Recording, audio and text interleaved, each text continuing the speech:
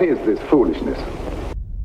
How many dreams can you shape in a minute, an hour? The kind of clean you like best. Lost 3 of my teeth, too. All right, so you lost. Next time you'll win. Steamy, hot, hearty, delicious, invigorating.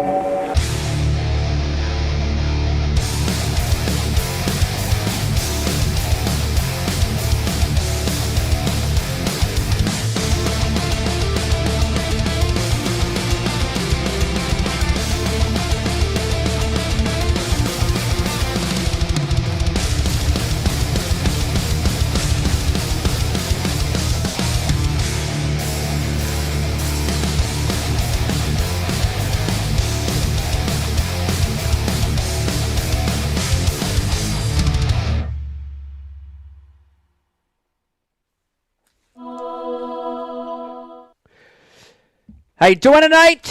I want to welcome you to a brand new episode of Ike Live. Hope you're having a great Sunday.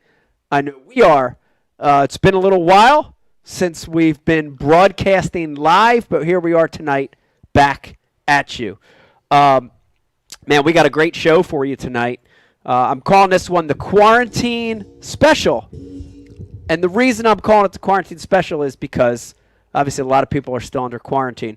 We're going to be catching up with the entire Ike Live crew. We're going to be doing it Brady Bunch style via Zoom. And a little bit later, we're also going to be joined by a great guest. So excited to have him on the show. The one and only Brad Knight, FLW Touring Pro, of course, winner of the FLW Championship a few years back.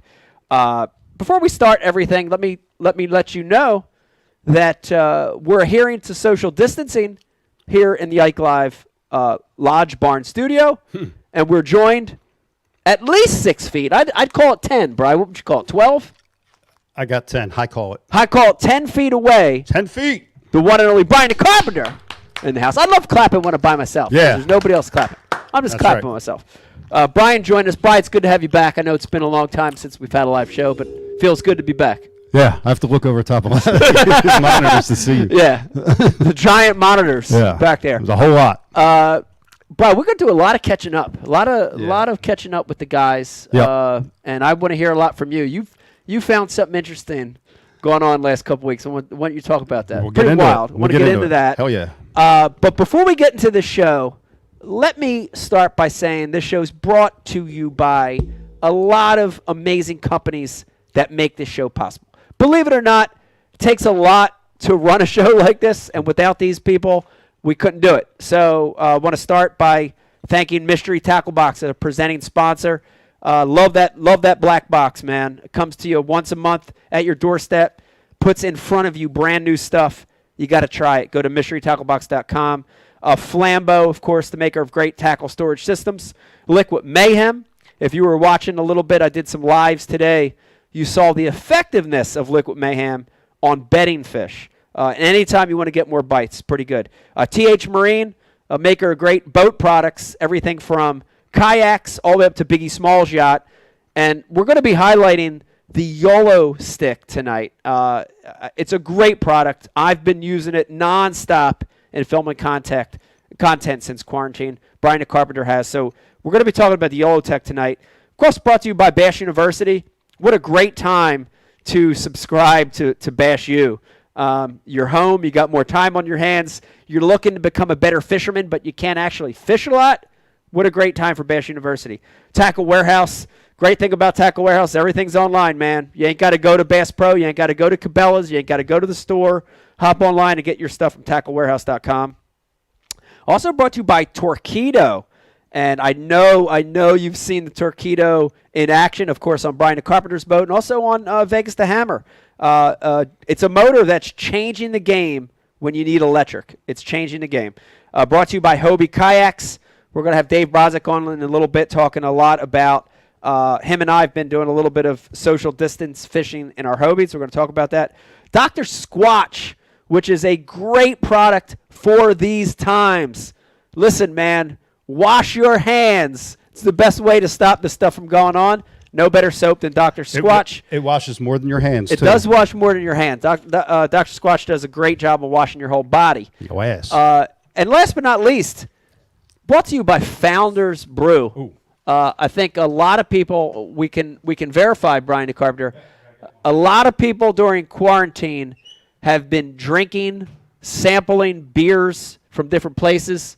We're closer to 10 feet. Sampling beers from different places. Listen, I invite you to sample Founders. I've been trying new ones weekly. I'm a big fan of Founders, but I'm trying a new one tonight. And the beer of the night here on Night Live tonight is the Founders Pilsner. Now, Brian, before I drink this, yes, do you want to describe a little bit of it before I take my first sip of this? So it's a hopped Pilsner. Pilsner is generally a lighter beer, but this is a lighter beer that's spiced up with some hops. Right. I feel like it. I kind of attribute it like All Day IPA had its way with a Solid Gold. Yeah. Got a little nasty with it. Yeah. All right. And there they are. There's the Love Child. All right. Here you go. I want to crack this for the first time. Love this. There it goes. This is my first time trying the Founders Pilsner. Salute. Wow. You're right. It's good. It's definitely light. Yep. This is the kind of beer I could see drinking. Like it's a drinking beer. Hot, when you're hot and you need a drinking beer for the summertime, I'd recommend this. And it does have a nice little hoppy taste on the back. It's a drinking beer. Which is different than a normal Pilsner, which That's I like. right. All right. Beer of the night, it's the Pilsner by Founders. It's a seasonal, so every spring they bring it out. Wow. They bust it out. Very good. Let me remind everybody also, all those great sponsors that I mentioned that support this show, they're giving great deals away for you guys, the fans of Ike Live. Ike Live's the promo code for everything. So go to our page, IkeLive.com. Click on the links there, and, of course, some great promotions and discounts offered from all those companies. Let's see. Let me remind you, this is going to be a good show. This is going to be a show where we catch up with the guys. We find out what everybody's doing while they're in quarantine. We're going to be giving stuff away, including, look at that. You all know what that is, the Ike Live gift bag. I'm telling you. Listen, I've been working out a little bit. This has definitely got to be at least 20 pounds of stuff right here. I'm not kidding you. Look, I can curl this thing. Look at this. Ooh. I'm curling this. It's 20. Easy. Load it with all of our sponsored products. Great prize to win. And, Bryce, same thing, right? Throw on Facebook? Yeah, there's a Facebook like and share contest for that bag. And so we're giving one away there. Yep. And we're also we got a trivia question coming up later in the show. Yep. And we're going to give away another bag and throw an MTB box in it for the guy who wins that. Ooh, okay. It's a good trivia question, too. That's a good Shout one. out to the Riz for that. All right, so we're giving away 2 of these tonight. So listen, stay tuned the whole night. Keep watching because you're going to have a chance to win this. First, if you're on Facebook, like and share that feed. If you like and share it, that's all you have to do. You're entered to win this bag right here. Also, Brian mentioned later in the show, we're going to be doing a trivia question. If you're the first one to get that trivia question right, you got yourself one of these, plus an MTB box. So it's going to be really good. Before we get everybody in, and I'm excited because normally in these shows we're together, right? This is I feel weird here because I don't have my friends sitting next to me. I got Brian 10 foot away. Everybody else is at their own homes. This is the next best thing to being here. And this is we're going to be Zooming tonight. I call it the Brady Bunch call here with the crew. We're going to get them on in just a second. But before I do that, of course, we start every Ike Live show by thanking a lot of special people. Of course, our military, active and veterans, men and women. Thank you for what you do. We appreciate it from the bottom of our heart. EMT, firemen, policemen, doctors, anyone in the medical profession, anyone on the front lines right now with this craziness going on with this COVID stuff. Thank you. Thank you for all your work right now. And last but not least, anybody that's still working, that's still keeping this country running. That would be truck drivers, postal workers, restaurant employees, all of them. Thank you. Thank you for doing what you do. We really, really appreciate it. So let's try this Brady Bunch thing here, Brian, and see how it works. And let me remind everybody, it feels empty in this studio, but I think this is going to be the next best thing, getting them on Zoom. So let's get them on. We've got, of course, the one and only Pete Glusick, the Dean, joining us. Pete, how you doing? I'm great. You were supposed to point, Pete. There it Okay. is. Pete, it's good to I see you. am here, brother. Good to see you. Next to you, Pete, on my right, looks like he's lounging. He's either lounging or Melanie's got him strapped to the bed. I couldn't tell what it's doing over there. Look like he might be tied up to a bedpost. We've got Dave Brodzik joining us, a.k.a. Fathead. Hi, Dave. Dave, be muted. Unmute Dave. Damn, I didn't even start yet. I said more like chained away from the bed, like you know that guy in the neighborhood who's got the car on blocks. He's got the dog with the chain like right to the curb too. Yeah, that chain's right at the edge of the bed.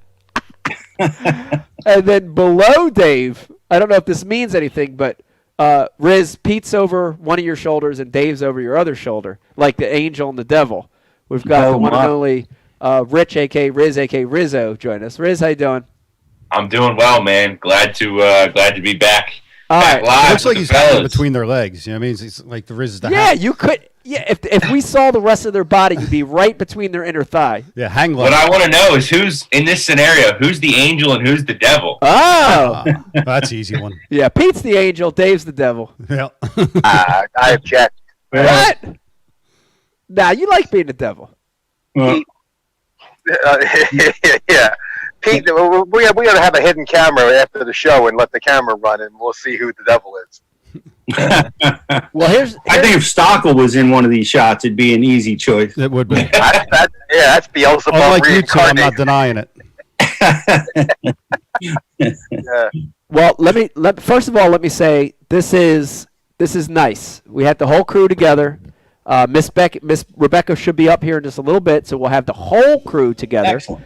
I think the only one we're missing, and I want to acknowledge Zog, who is still part of the show, and hopefully as we get a little better with this technical stuff here in Zoom, we'll have Zog on as well. So shout out to Zog. I hope he's watching right now. But this is as good as it gets right now under quarantine. How do you guys feel about this? It's a little strange, but it's not bad. I think it's cool. I mean, it's here's the best part about it is I've been doing Zoom meetings every single day. Right. And, kind of getting used to this. So it's really cool that, we've been able to do it with Ike Live, and it's awesome. I haven't seen you for, 2 months, I think. Crazy. I know. I've seen you more on social media, Pete, than anything. Well, we've been busy. We've been busy on social. That's what we've been doing, and I know you have. You've set this standard. You're just killing it, crushing it over on social.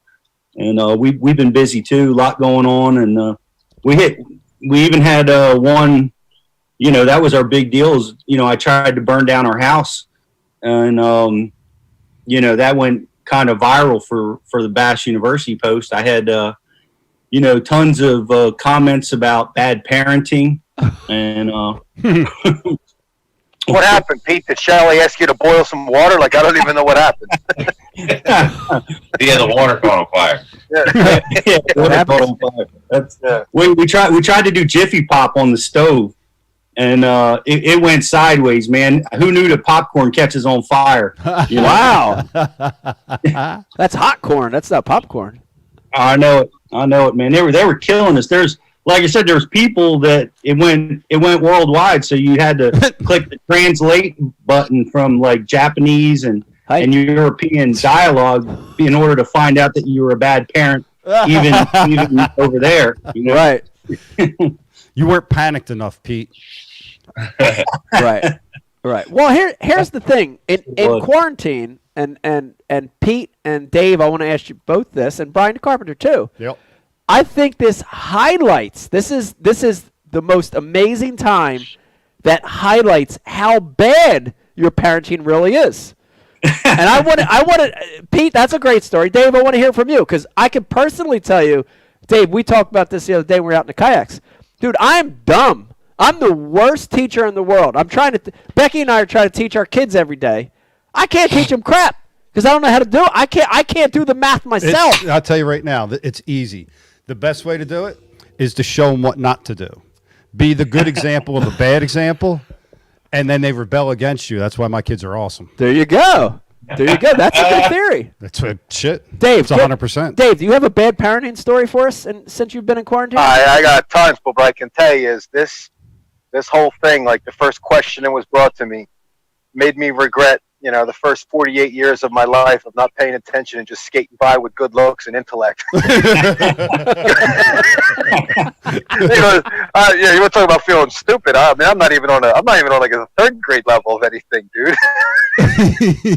You know what I mean? Like, I don't know. Thank God Melanie knows some stuff. And, I know, and it's serious. You can lean on the wives a lot during this time, and I have for sure. Hey, I want to ask a question to everybody, and Mike, I'll start with you. And I don't want to come off like a COVID denier, all right? Because I'm not. Boy. I know people lost their lives to this. No, yeah. Mike, do you know anybody that got it? I don't personally know anyone. I don't. Brian? Yeah, 2 people. Pete? The 2 people that Brian knows. And Riz? I do. I know a friend of mine's brother who has it. Jimmy Jester got it. He's a corrections officer. He got it and then brought it home. Yeah, I know one guy. I know a CO that got it in the Camden County Jail. Yeah. Just food for thought, man. Like, what I'm getting at is, did we have to shut down the entire economy for this? Like, Walmart's been open since this started, Lowe's and Home Depot, for 2 months. How come we don't have all these cases of those people falling over sideways from it? Right. Anyone got an answer for that? Yeah, I don't know. I don't have an answer for that. I mean, and Dave, we talked about it a little bit. We had a chance to kayak fish a few times last couple of weeks, and we talked about it. I think there are definitely things media is blowing out of proportion, and I also think there is, the facts are hard to deny when you look at the number of cases and the number of deaths. So I think there's a happy medium in there that you got to find. Yeah, it'll play itself out. We'll know more. We'll know more in the next 6 months, 9 months, a year. We'll know if we acted accordingly, if we should have done more, didn't need to do as much as we did. Maybe it's not that bad because what we're doing, quarantining, is working. I don't know. But and I'm Walmart's not sit here and try But Brian, if one thing's true here, the stores that are open, everyone's going to. Those people that work there should be blown away by this if it's worth shutting down the entire economy over. Well, why aren't they falling over, man? I'm just wondering. It's just a question.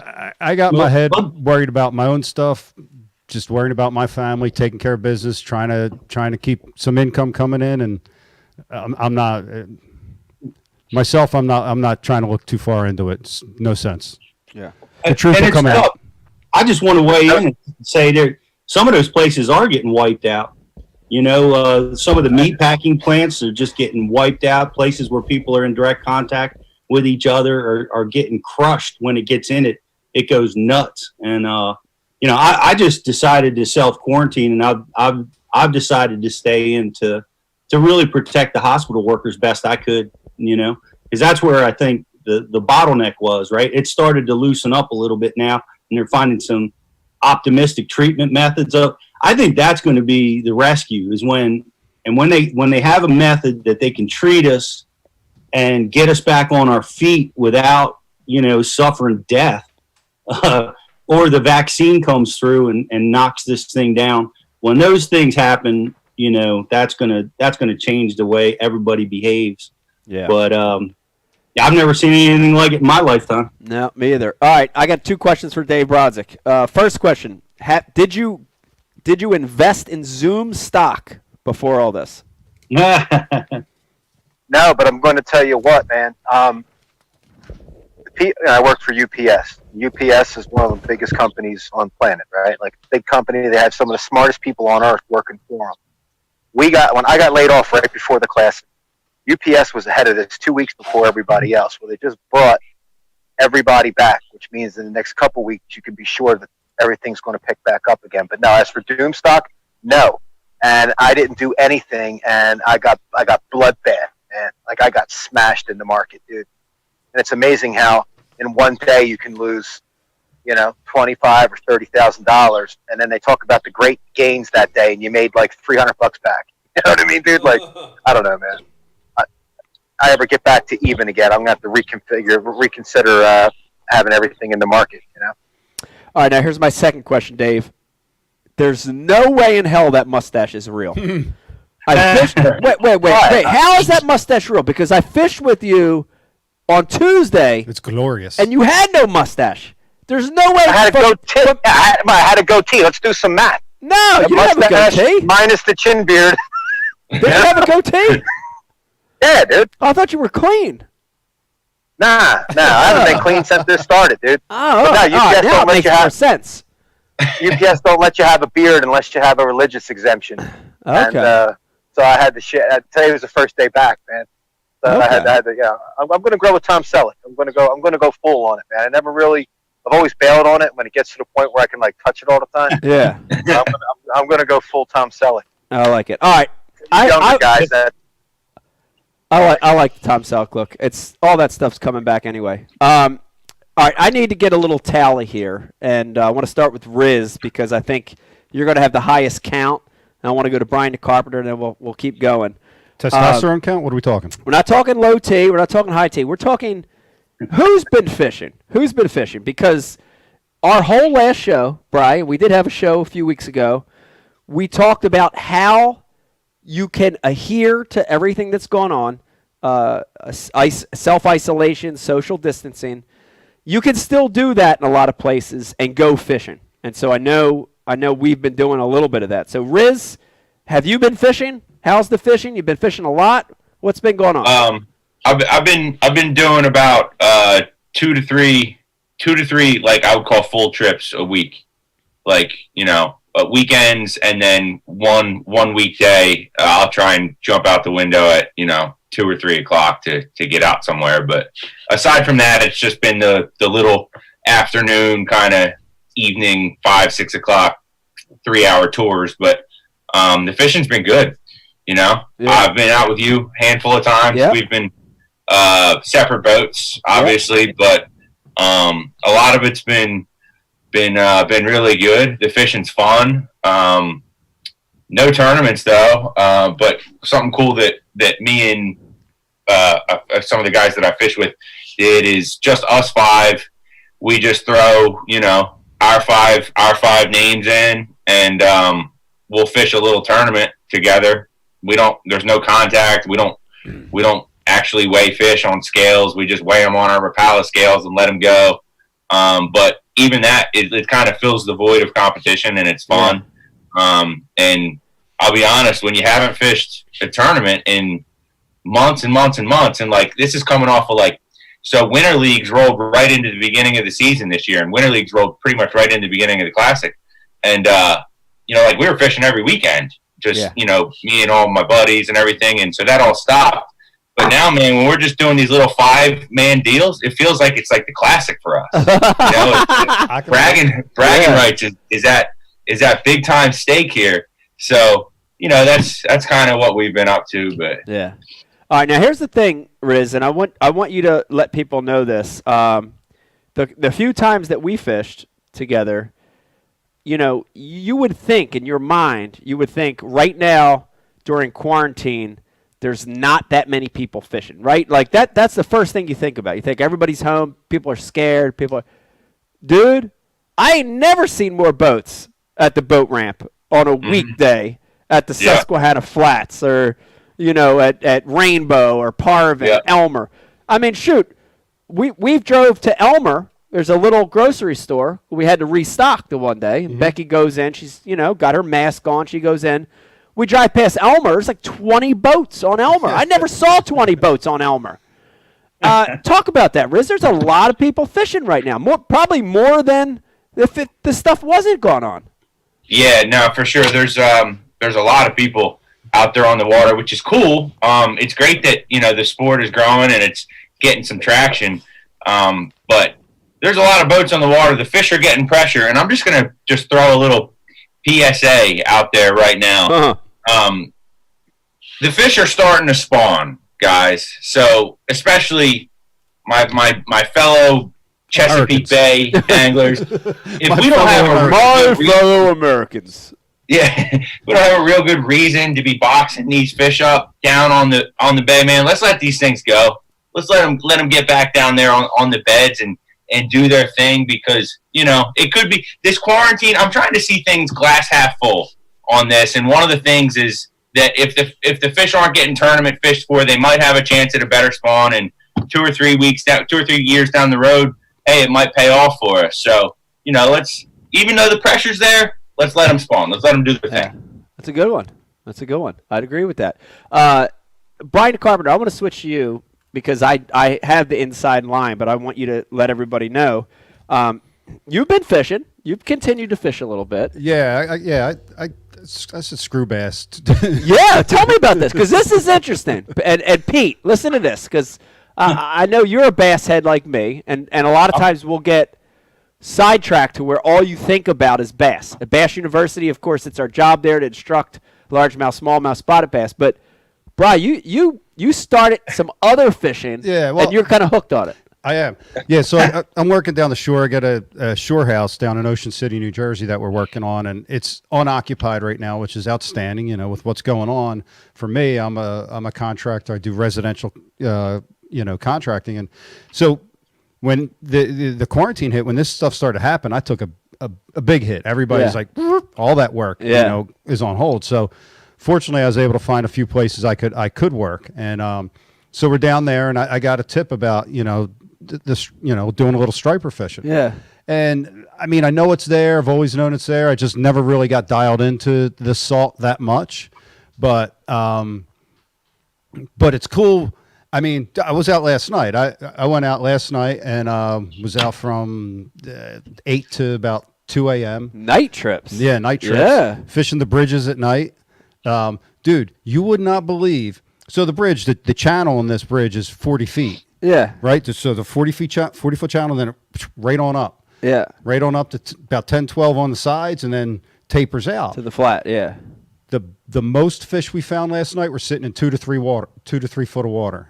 Wow. Shallow. And sitting right on the shadow lines, because the bridges are lit up, so they're right on that shadow line, and it's wild, man. Just when that tide got right, they're just blowing up all over the surface. Blowing up on these little glass minnows. Wow. Yeah, it's cool, man. So out there throwing little swim baits, little 3-inch swim baits. Yeah. The missile bait Shockwave. Shockwave's a good one. Yeah, I prefer that over Kitech for this deal.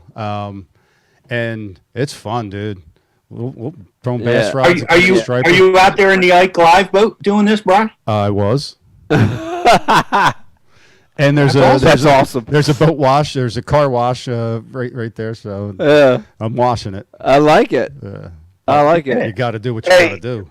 Brian, keep that boat in the salt for me so my prophecy comes true in about 6 months. I came back at the perfect time to hear that, Dave. Right, Beck just walked in. She loves your jokes. Yeah, well, and everybody, Becky just joined us. Just in time. Here's the thing, though, Dave. Thank you, Dave. Dave, here's the thing. If you want to talk about a testament for a product, this is a good one, right? Torquedo's one of the great supporters of the show. Dude, put it through the ringer. See? I'm putting it through the ringer. See what she's got. It's got it. It's got an anode on it. Yeah. To all the corrosion of the salt. So it has that on it, and dude, I'm out in the salt. Wow. That's awesome. Making it happen. Just like this. Now, Brian, I want you to swear on Rick Tockett's life. Okay. You're going to tell the truth when I ask you this question. Rick Tockett.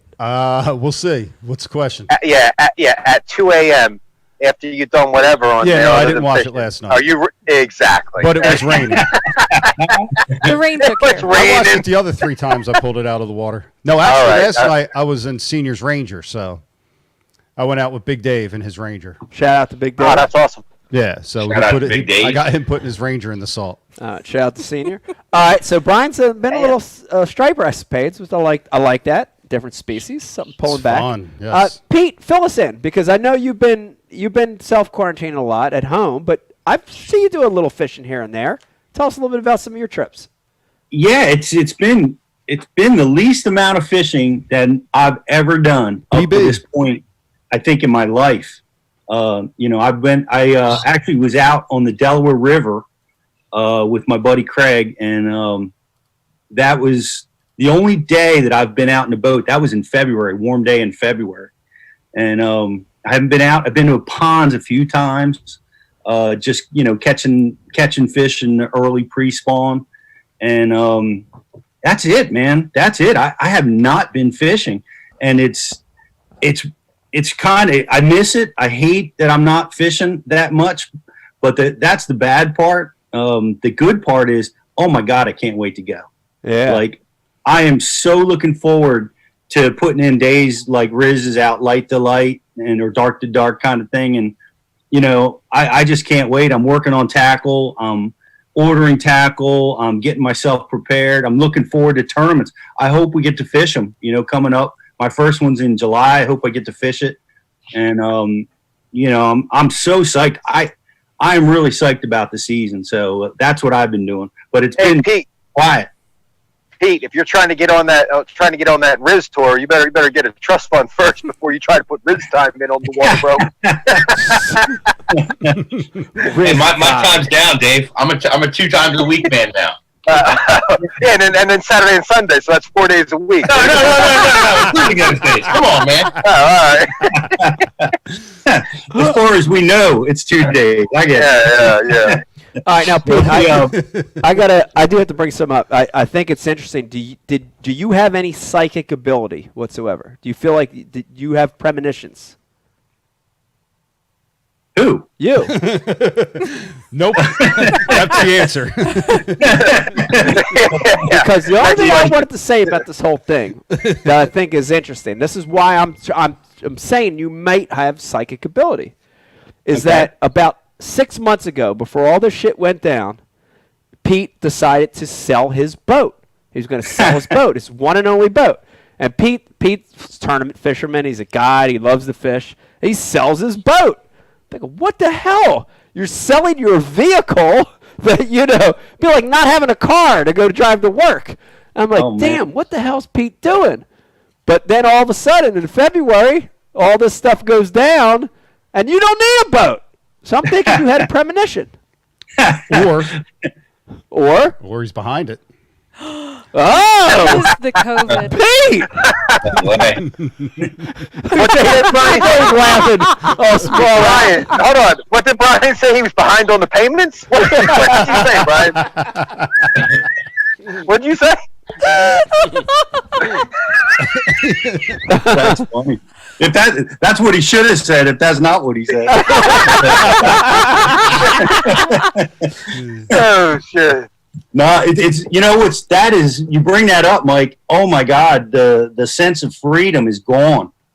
Like, I've had a boat for 25 years or more. Yeah. And you just whenever you wanted, or whenever you couldn't take it, whenever you needed it, or you just really want, you just go hitch up and go. Yeah. And that doesn't exist right now. And I've been frustrated because, like, one of the things I want to do is I figure I'll just pond fish. And I try to go pond fishing, and everywhere is like, no fishing, illegal, get out of here, we don't want you here. And all the places that I thought I could just go and fish, I find myself really restricted in, where I live around here. So that's been real frustrating. Wow, that stinks. For me. So much so that I called the DEP. I called Chris Smith over there at the DEP to ask him, like, do I really have to pay attention to these signs? When I go into a apartment complex and they've got 3 ponds and I want to walk around one of them. Yeah. And he laid it on me that I do. Oh, man. Of course he's going to tell you that. Never ask permission. Yeah. Beg for forgiveness. Chris Summerall on Facebook says Pandemic Pete. Pandemic Pete. It's a new name on the message board. Wow. All right, now, Pete, have you considered getting a small boat, a John boat or a kayak or anything like that? Yeah, well, I've been so busy that, it's been great that I'm busy with work, and there's no real immediate end in sight, but I've been looking at boats. I've been considering what I'm going to do and how I'm going to fish and what's next. But I found some interesting stuff out. Boat sales are really, a lot of the places that I've talked to are killing it with boat sales right now. Wow. Unloading. Huh. And guess what boats are selling right now? Expensive boats or inexpensive boats? Old school boats. Old school Rangers from the 70s.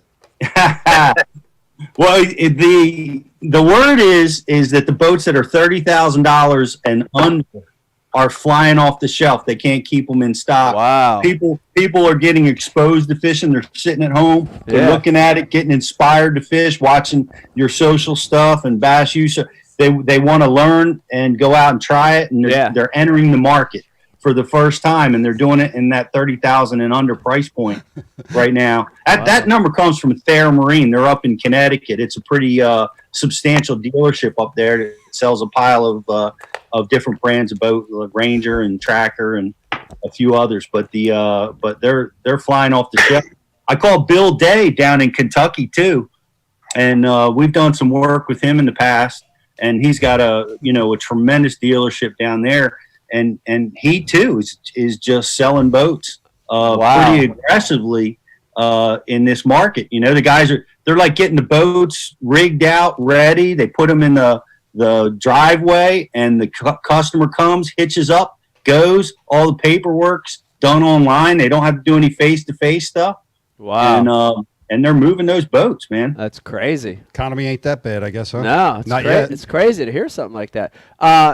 Dave, I want to go to you, Dave, because we did in the last few weeks, we had an opportunity to go out and fish together in kayaks, which, first of all, it's been awesome because it's been a long time since we just had a chance to go out and fish like that together. So it's been awesome. Yeah, we don't get to paddle around that much at all. Yeah, it's been really great. But I want to highlight the fact that how awesome is it, Dave, that and we talked about it, but the ability to just throw a kayak in the back of a pickup on like a minute's notice, no gas, right? Like no, you're not spooling up 30 rods. You're not worried about your electronics. You're like literally just throwing it in the back of the truck, driving to an off-the-wall place, bringing it down a giant dirt hill to get into this little place. How awesome is that? And that's something, I mean, for people that are watching and listening, what a great time to have a kayak, man. And I'm not just saying this because you guys know I can get a boat if I want one. Unless I hit like the Mega Millions and I don't care about having a $70,000 thing on the side of the house, dude, kayaks are the best thing going, man. Like I wouldn't want a John boat. I wouldn't want anything that I have to trailer. I throw it right in the back of my truck. It supports my big ass body. I can stand up in it and stretch my legs. Like it's in terms of fishing, I would say it's second to the first time you get to get on a big boat and you get on pad and the wind's peeling your eyes and but like there's nothing like it, man. Like if you guys have an opportunity to get one, you've got to get yourself a pedal driven kayak, specifically a Hobie, the PA series, and you can get after bodies of water that John boats can't, V-hull boats can't. Mustache it's not so included. much fun, man. Yeah. Brian, don't get mad. Brian's mustache looks like a 16-year-old boy trying to look like he's 20. Trying to buy beer. You know what? Hey, Brian, I didn't know if you recognize this. Riz talked about the classic. I was wondering if you had one of these, Brian. Oh! No. Wow. Dave, hold on. Let's get a full zoom in there on Dave. Just to let people know that are watching it. They're saying, what the hell is this thing? Hold on. If I'm not mistaken, call me click, click. That is a Top Rod Bassmasters Classic Trophy, if I'm not mistaken. Yes, it is. That you are not mistaken. I believe that was from Alloway Lake, if I'm not mistaken. You're absolutely not mistaken. Wow. All right, Brian. And Dave has no remorse that he came in on my spot. Spot sucker. Cedar side. No. Cedar side. I found that. Listen, I just found shit. I was there first. It was a situation where I had found that in practice, and I actually made a wildlife. Smacked us. No, I actually made a wildlife calendar fishing that spot with a jersey on with patches on it. Man, I swear to God, dude, I swear to God, the dude stopped at the bridge. It was mist on the water. And he took my shot. You never been in the paper, have you, Brian, or a catalog? I was in the Carrier Post before any of this stuff. You guys know I was. Hey, everybody gets lucky. The Carrier Post. No, weren't you? I was. Remember? I was pre-fishing hope not. Cooper River, and they took a picture of me pre-fishing Cooper River and got my name. And none of you guys were. I remember you had them shirts on. Cock shirt. Nah, it was cold out. I had a top rod jacket on. Okay. Yeah, Mike. Before we talk about fishing, I got to highlight something that, guys, you have to for Father's Day. Men watching the show, and women who like to kill things, you got to get a bug assault. Now, I'm getting bit by mosquitoes already out here, and it's just a matter. It uses table salt, and I'm telling you right now, if you want to laugh till you almost cry, go to YouTube and type in bug assault and watch the slow motion kills of flies getting blown off the stuff like hot dogs with the salt. It's the greatest thing ever, guys. You got to get a bug assault. I'm gonna kill Bug mosquitoes assault. right now. You ready? Watch this. What the? Yeah. Look at that, dude. It jams you, man. Oh my Hey, this God! You got to get a bug assault, guys. I'm serious. Wow, Beck. Yeah. Can we get this on Amazon? We got to have one of these. You're off. Beck's off. Yeah. Sorry, I'll put your bag on. Yeah. It was the battery changing. A little bit. The battery changing. Guitar Hero. I got a few shout outs on the message Quarantine board makes it here. so you don't have a babysitter. Riz, you got some stuff coming through IMs? Yeah, I just want to give a few shout outs. Bern from Deptford's hanging out with us. Wild Bill. Wayne Morris's Brian Stockel's boat batteries is hanging out with us. Realtor in Alabama's here. David Laws. Buck Stronghold Gentleman Bronco. South Jersey Bowie. New York Chris Warren. Arizona Justin. Tyler N. Chad in Canada. And a whole pile more. We appreciate you guys being on the message board. And Wayne Morris Stockel's boat batteries is actually making custom power poles this week for his John boat. Wow. Ryan, do you have any insight on this for him? Me? Custom power Yeah. poles. Oh, Wayne's custom power poles? Yeah. Nope. Damn, I don't know. I don't even What's have a custom power pole? I don't know.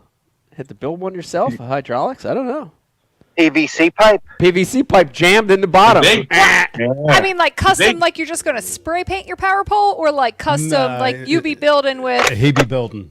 Wow. Wow. I think know we're talking Wayne. about I'd like to see a power pole picture build. of that. That's gallant talent. You know what? We could put him up against Vegas because Vegas can engineer him some craziness. You don't want Vegas anywhere near Wayne. No, it's a bad combination. No all right, offense, Wayne. Before we keep going, I want to find out what other stuff that everybody's been doing. But before we do that, I do want to put you on the spot, Beck, and say that we're talking about who's been fishing during quarantine. Yes. You fished today. I Beck got out on the water today. Yeah, That was awesome. You caught two. I did. Caught two off beds. Yes. Talk a little bit giant. about that.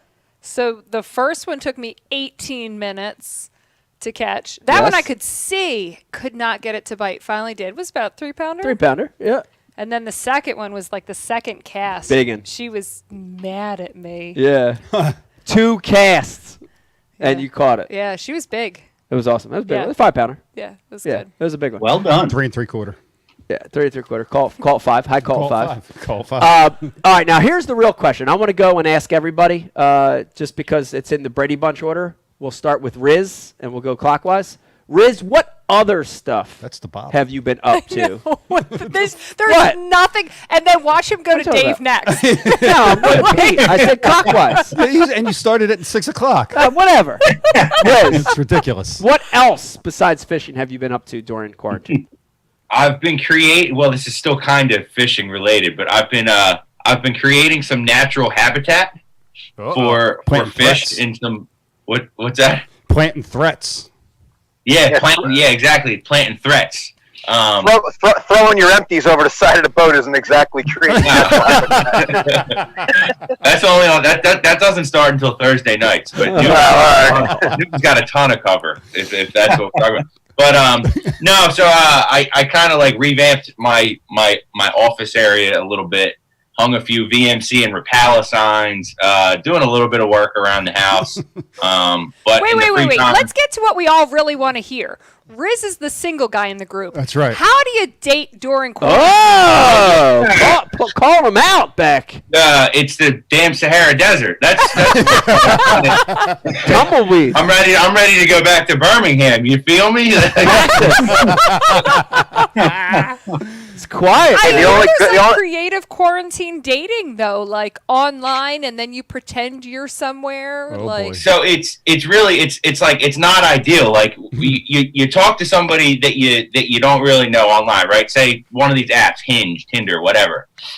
What do you say? Like what person is going out right now and going to meet with a new person? Riz's problem. Okay, so everyone now knows why Riz is dating. It's not to get to know the girl. Oh, come on! You gotta get the litmus test. but I mean, even that, it's like you. How much can you just talk on the phone and like? It's called marriage. Hey, if there's one good thing that came out of this, and I guarantee you people with real bad teeth that are single, they get to smile in front of people now because they got the mask on their face without being subconscious about it. No, imagine being like I asked somebody at the store the other day. I was like, dude, before all this, what was your reaction when somebody walked into the store with a mask on? And I asked the guy that works at the 7-Eleven on the White Horse Pike, right before you get to Newton Creek, over there in Oak Lynn. And he I mean, think about that. After this is all said and done, are people still going to walk around wearing masks? How are people going to know if Some somebody's are. like holding up a liquor store? Yeah. We're gonna be wearing masks for a while. I mean, usually the gun kind of gives that away most of the time. Well, the gun's under the jacket, whatever. Or the You bug know what I'm assault. saying? I understand. It's wild. Yeah, it is interesting, the mask thing, because I mentioned this to Beck the other day. Dude, I see people driving yeah, with I don't masks get that. on. I don't get And I don't Why get, did I don't, drive? Pete, you're the smart one out of the group here. Why are they driving Tell us, Pete. with the mask on? Like, I'm on 55, the car's doing 80, and I look over and somebody's got a mask on. Why? Well, they clearly can't get COVID while they're driving 70 on 55 By themselves. by themselves. Well, the deal in the mask, it's not preventing you from getting COVID. It's preventing others from getting COVID. That's In the the car? purpose of wearing it is to keep your breath from getting out there into the environment. In the car So- on 80 on 55? Well, that's an extreme case, but Well, there's just a lot of extremely stupid people out there. I see a lot of people doing it. It's very Yeah, bizarre to me. that's weird, man. I can tell you this. I'm one of the weird ones because I went out and I had to pick up something curbside tonight, and I had my mask on, and I forgot I had it on. I wore it all the way home. I didn't even realize I had it on anymore. Really, because I can't stand it. Yeah. I feel Same. like I'm suffocating, and I think my nose. I never knew my nose was so big until I had to wear a mask, and then it's like smushed into my face, like it hurts. Beak. I didn't know. It's huge. Beak. Problem. All right, Pete, what else have you been doing at home besides BU stuff? I know you've been super busy with BU. See you every day doing Hey, live. that ain't clockwise, Mike, by the way. That's clockwise. That's clockwise. It's clockwise. Oh, my- The needle goes that way. Riz is down here, know. and it's going like that. Here's the thing, Dave. I don't ever have to have comebacks for you. I just let you keep going, dude. You better not, because it just fertilizes me to remember What, is that stuff the about you. is that the Polish clock? That's exactly right. In Dave's defense, he's looking at a Zoom screen, and it would be counterclockwise to go to me, There's no or defense. to be Well, anyway, it's Thank you, Pete. it's sideways. But I'm Couple of looking at. I Well, got. hold on. You know what? Brian just learned how to do this 30 minutes ago. I was on the conference call. He didn't know I was there. He didn't know what he was doing. Andy from Straight Cast showed him what buttons to push. Brian turned the camera at the computer, and then Andy had to tell him on that what to push. Don't talk about anything, Brian. Shout out to Andy from Stray Shout out Cast. to Andy. Round of applause for Andy. Indeed. I watched it happen, and you know what made me think about? If my dad was still alive, watching him try to use a cell phone. That's what it was like watching. All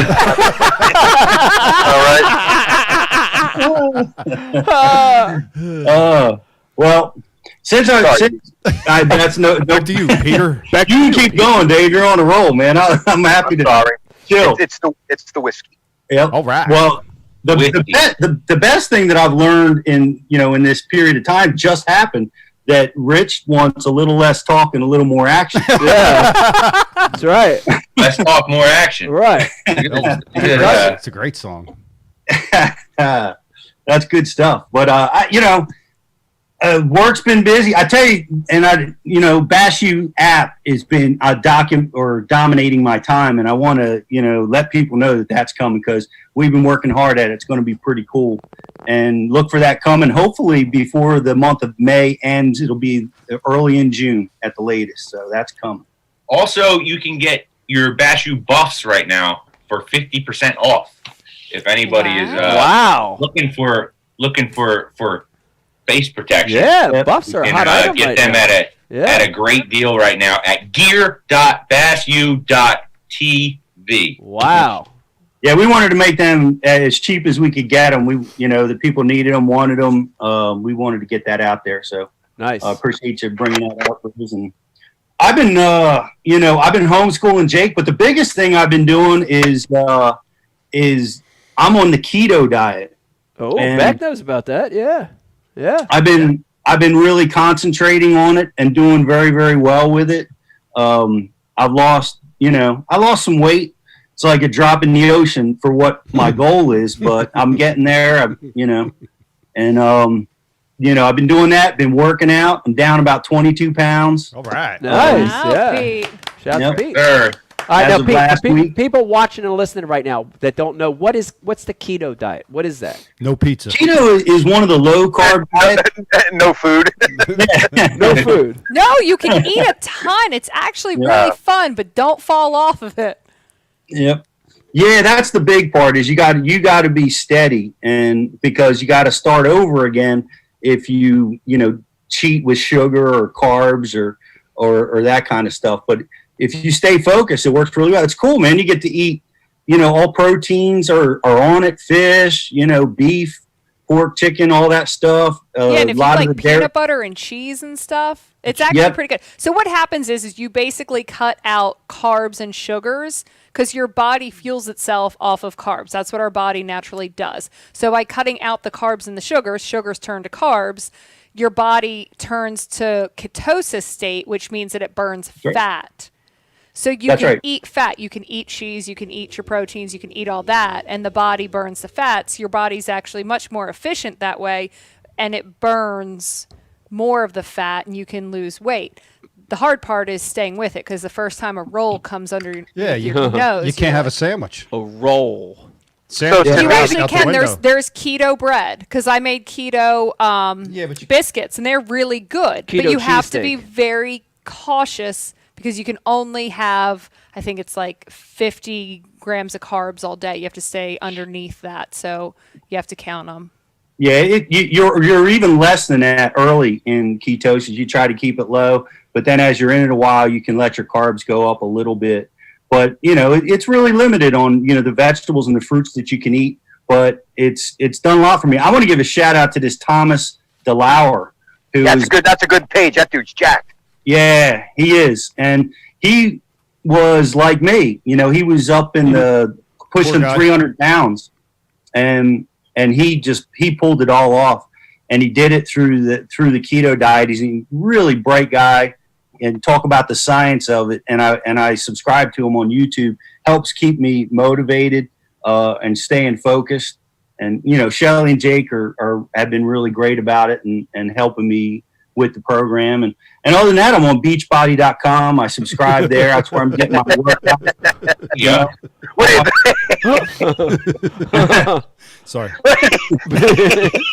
You're working out you're working out to the TV? I am. I'm working. I'm working out to the TV, man. I mean, there's nice. Oh, come on. Listen, let me ask Becky and Pete. All right. Before California people had to feel good about themselves by renaming that diet, what was that diet originally called? I'm going to tell you, it was created by Dr. Atkins. It was the Atkins diet, and they had to go call it keto. Yep, Atkins diet. It's the Atkins diet. It differs a little bit. They figured out a lot with what they're calling the keto diet. He certainly started that perspective, but they figured out a lot since that started. Which vegetables, which fruits, filling in the nutrients that you're missing by just going straight protein, which that was the predecessor of it. But you're right though, Dave. It's very, very. It's pretty much the same stuff, there's just a few more advances that have come. It's just much more controlled because Atkins was like, oh, go ahead and eat whatever fat you want. And people like literally died of high cholesterol because they thought they could just eat cheese and burgers all day long. Woo! This is much more That's like my kind of diet. Cheese and burger. It's much more balanced. My kind of diet.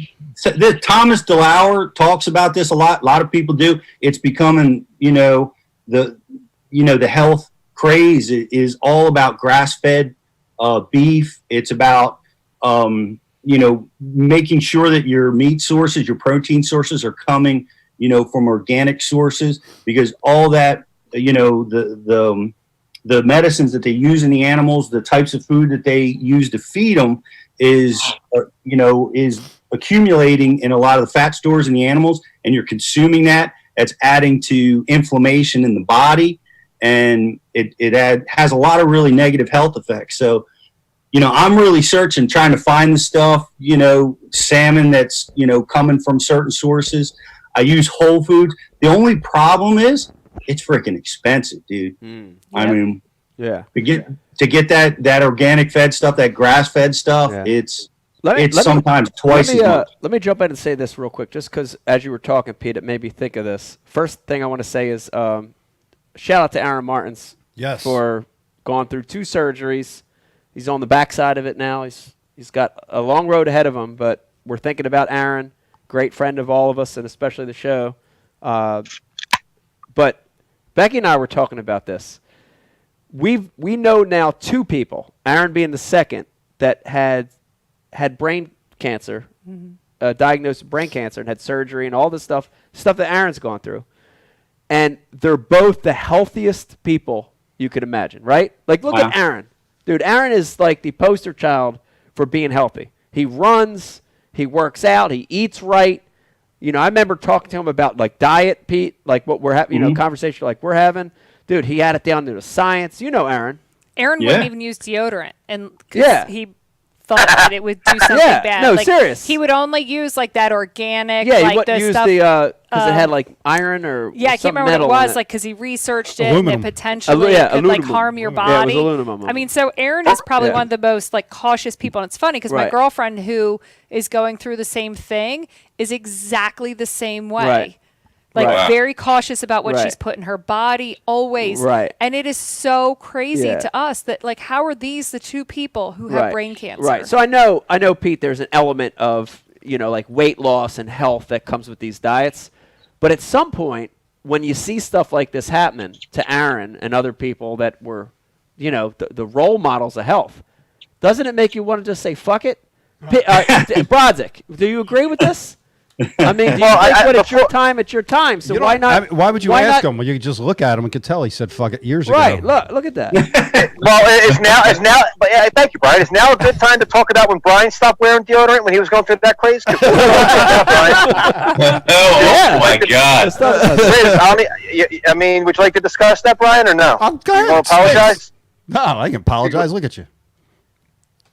Wait, is this like a real story? I want to hear about this. Hold on. Oh, yeah, Becky, I'm going to first let me address his I said fuck it years ago. Brian said he'll go. Like 10. I've seen Brian in the gym. He gets on the treadmill. He's walking at like speed 1 with a towel around his neck. He didn't know I saw him. I saw him. I never brought a towel. He doesn't even go over to the dumbbells. He just does the machines with the cables. He don't even go and swing free weights. So, Brian, don't talk about fucking, all right? You're Look at that, dude. That's a banger right there, bro. All right, that ain't the banger. Speaking of this, I hung one other thing I did over this little thing is I hung a heavy bag in my basement, and the heavy bag made it through. It went down in the 4th round. In about 24 seconds in, it fell out of the ceiling. So bad place. I need. What BTC did you hang it to? Drive just straight. Well, I didn't pre-drill the lag bolts big enough. So when I was sinking the lag bolts into the mount that it hangs from, the cheap Japanese screws they stripped on me. Chinese. So I could only get them in like halfway, but I was like, it's halfway up. I'm not gonna be able to unscrew them because it's stripped. So I was like, I'm either going to hit it and they're going to come down or it's just going to hang here. So I went to work on it, and that's how I got back to 0.1, and now I got to start over again. So. Wait. Can I just say real quick? Can you mark this, like where we are, our minute? Yeah, marked it. Because somebody has to cut Mark it. that. Someone has to cut what Riz just said. Mark Put it. only the audio out there, the part that Riz said, and see if they can figure out what he's talking about. Because it sure as heck did not sound like hanging something from the ceiling. I was gonna say, listening to Rich talk about working with tools felt like, as a bass fisherman, watching YouTubers try to teach people how to catch fish. Right, not all YouTubers. Don't attack me, YouTube, but a lot of them. Oh my God, that was amazing. Well, why didn't you FaceTime Brian? Because I knew what I was doing enough. Because he wanted to get it done. Oh man, Ego. because he wanted to get it done. Brian would have ridiculed me. He would have like insulted me, but Oh man. no, I didn't pre-drill big enough. You know, that was the problem. All right, talk. Watch what happens when you try to screw in with fucking vice grips and then duct tape. Oh man, Brian. Yeah, the Italian toolbox: vice grips, duct tape, and a flathead screwdriver. That's all you need. Brown paper Yeah. pen. All right, talking about hanging stuff and fixing stuff. Dave, you mentioned it earlier, and I know from talking to you, spending a lot of time on your house doing stuff. Yeah, it's dark now, man. So I got laid off right before the Classic. The day after I got home from the Classic, I painted the whole house. Redid all. Not when I say redid the windows, I didn't replace them. We have old 100-year-old windows. Painted all up, cleaned them all up. You can't really tell, but I've been shredding the landscape. Yeah. Put all the grass, shaved the whole epidermis off, so I can get it ready for Pennsylvania bluestone that I'm going to be putting in soon. Ooh. And yeah, man, 2 months straight. You know, other than the days I went fishing, coming out here from dark to dark, drinking every day, unfortunately, dude. Like, hang on, let me get my trophy back in the shot here. All downhill. Yeah, man. Like, I was hoping, like, for at least one more month of this layoff, dude. UPS will lay you off on a Friday and call you back on a Friday, come to work on Monday, you know? So Yeah. I was hoping for one more month just to get my the cafe lights strung up that I'm going to put back here. I got like 7 strands I'm going to run across the yard, and I just ran out of time with that. I got about $1,500 worth of garden lights I got to hook up still. And I'm going to have a big UFC outdoor fight party here, probably in July, because I know Becky's terrified of this virus canceling everything. I'll have to just move the party over here. Oh, by the way, that's a good segue. We have a trivia question for tonight that my man the Riz right there came up with. Ooh. And screw it, let's do that right now. Who was the first MMA fighter ever on Ike Live? Now, there's been several. Who was the first? Doesn't have to be a professional. Okay. But, I know that answer. That is a good one. Yeah, and we're giving away the Ike Live gift bag and a mystery tackle box, which we will be opening up later and pilfering. There you go. Okay. And the winner will get the actual mystery tackle box that you guys are opening. Oh. So, wow. Super. well, I got it. Thank you, Riz. Well, now that I know that, I'm going to give him a mystery gift in there. Was that skin? He's It's a picking at toenail. his toenail. Nice. You have a Picking the whole toenail time? in So there. gross. Smell like gulp or liquid mayhem? No, I don't know. It's So listen, before I have a small child come and claim me again, not just for battery changes, I do want to talk real quick about the Ike Foundation and what we have going on. I also want to announce the final week's winners from the Ike's online tourney. Can we do this real quick? Yeah, and real quick too. Anybody watching right now, dude, what I in a million years, with everything going on, with this quarantine going on and people are scared and nervous, and I would have never imagined 580, what was the final number? It was like 580, I think. 580 something competitors in this virtual bass tournament. So thank you. awesome. Thank you. Shout out to everybody that signed up for this tournament.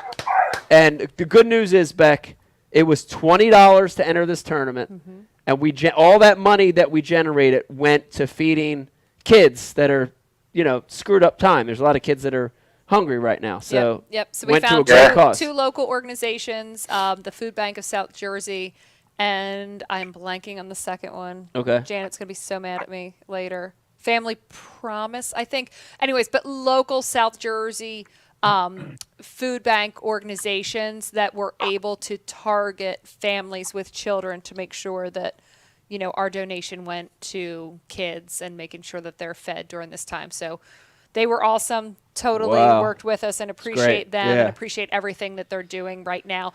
And if you guys in your part of the country, if you can still by any means donate to a food bank, please do so. I know food banks right now are really hurting for help. They said their requests are over 200% up right now. Wow. Food is always appreciated, but right now they don't need the food because they have to sift through it, check expiration dates, and they have to kind of be like, oh, here's rice, put it with this. Like, they just don't have the time and energy. Money is actually a huge, huge benefit to them because they can just buy in bulk and just hand out as quickly as possible. So if anyone can donate in their area, it's greatly appreciated. I digress. I'm sorry. All right. So week 4, this was the last week Yes. of this tournament. Yes. We have some winners to announce. Couple winners here. Are we ready? Yes. Yes. In the north, the Berkeley Big Bass goes to John Barger with a 23-inch bass. Wow. Nice job, John. 23-incher. Pete, what's that, about Dang. 6-pounder, Pete? Barger. Oh man, I was going to Barger, say did I say it wrong? got to be 7 pounds maybe. 7 pounds? 6, 7 pounds? I think that's right. Yeah. I think he's up in New York. Yeah, it's a big one. The Flambeau Stringer of the week for 3 bass in the north is also John Barger. Wow, a double win this week. Damn. With 65 inches. Wow. Yes. Nice 3-fish stringer. Yeah. Good job, John. Yeah. Wow. Now we're heading to the south. The Berkeley Big Bass in the south is Joshua Honeycutt with a 23.75 Wow. inch bass. Nice one. Joshua, good job. Big one. Joshua. And the I would have thought that'd been much bigger. I know. That's only a ½ inch bigger than the north. It's I interesting. know. Huh. All right, but what's the 3-fish stringer? The 3-fish stringer for the south is Scott Wold with 66.25 inches. That's a good accumulation of size there. Yeah. Nice job. Yeah. So someone will be reaching out to you to get your address so we can send you your prizes. Yep. And we want to thank everyone for being involved. There's some awesome, awesome stuff on here. There was kids, there was adults. It was really a fun event. So we appreciate everyone being involved. Yeah, and I gotta admit defeat here and say that out of the 4 weeks of the Derby, I fished 3 of the 4 weeks. I fished the first week, the second week, and the 4th week. This last week, and I never placed higher than I think 18th. So my hat's off to everybody for beating me solidly for 4 weeks in a row. So great job to everybody. I got whooped. I admit it. Yep.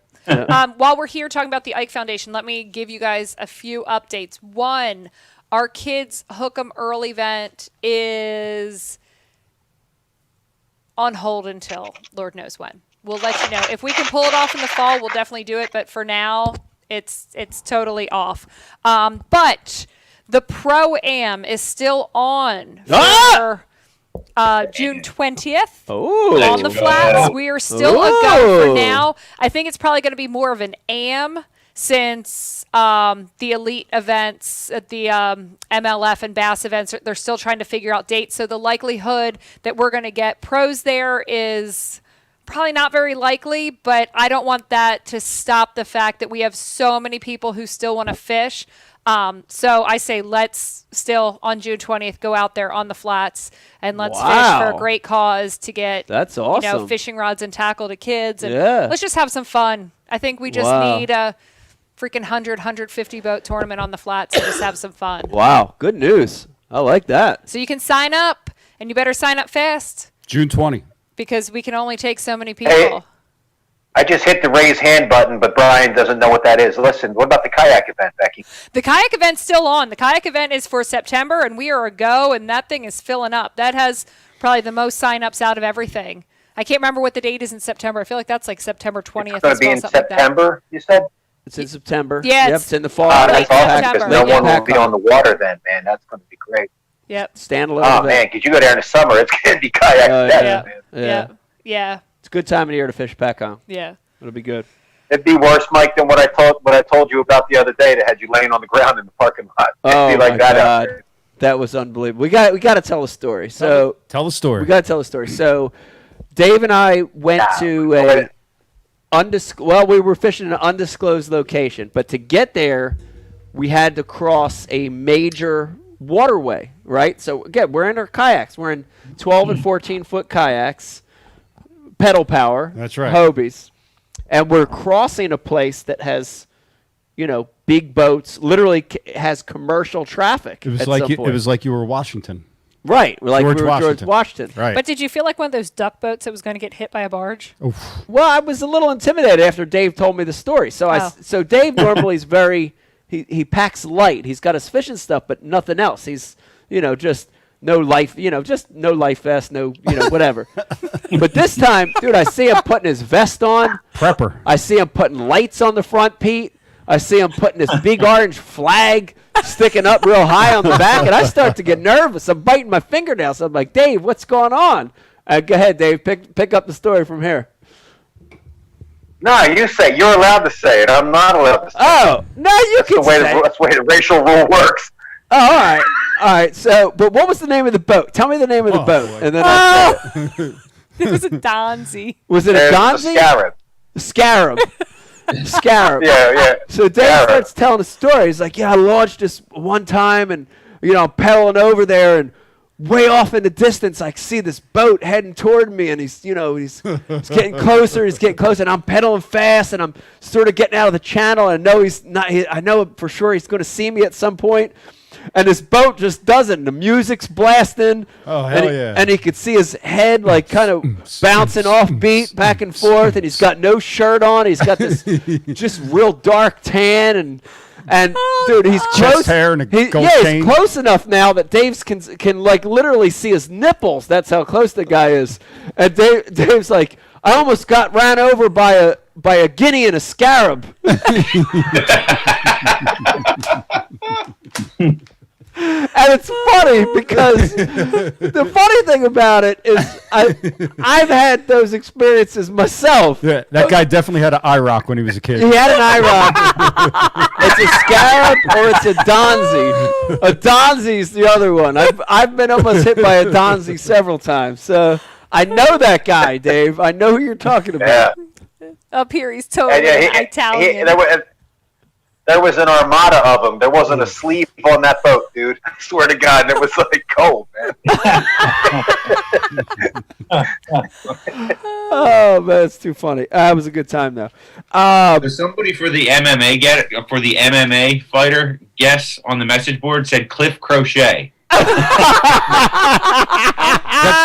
funny, Rich. It's actually close because when at the very first Ike Foundation tournament, we had a show here. Yeah. And we had all those guys here. And if you remember, Cliff, he couldn't stop talking to them. Oh, yeah. Was Jim and Dan or just Jim? I think they were both here. Yeah, Jim and Dan Miller, here. who were both, UFC fighters. And, man, Cliff couldn't get enough of talking shit to him. Mama said I want to be a UFC fighter. Hey, a huge congratulations to Cliff Crochet because his baby boys, he had twins. Twins! Congrats, The first one has come home. Nice. So they're they premature. They were like 2-pound preemies. Oh, wow. And the first one I know was good enough to come home today, and the other one I'm sure will be coming home the next couple days. Awesome. Very nice. Yeah. Shout out to Cliff. Congrats, Cliff. Good How to many is hear that? Is that 3 or 4? That would be his fourth boy. Oh. 4 boys. 4 boys. What a household. Tie a knot on it, Cliff. So we still don't have a winner on this on the trivia question here, guys. So Let it rock. Wow. Here's a clue. He might not be a professional fighter. He might even be a professional fisherman. Oh, hints for Brian the Garber. Big clue. get back in the archives, folks. IkeLive.com. Yeah. Big hints. I do want to bring up one story real quick. Dave or Brian, tell me the story because we talked about it earlier. Riz, you said you were. We talked about planting some threats. Yes. And want to let you know that I actually had a cool opportunity. I planted some threats out here in my lake, and I planted some different kinds. I used some hardwood for a few of them. I used some pine trees, some Christmas trees. But Dave and Brian had a threat planning. Yeah, so story. Let me jump in. Hear about that. All right, so here it goes. So Cooper River, Top Rod Bassmasters, the club that me, Dave, and Mike started way back in the day in like 1991 or something.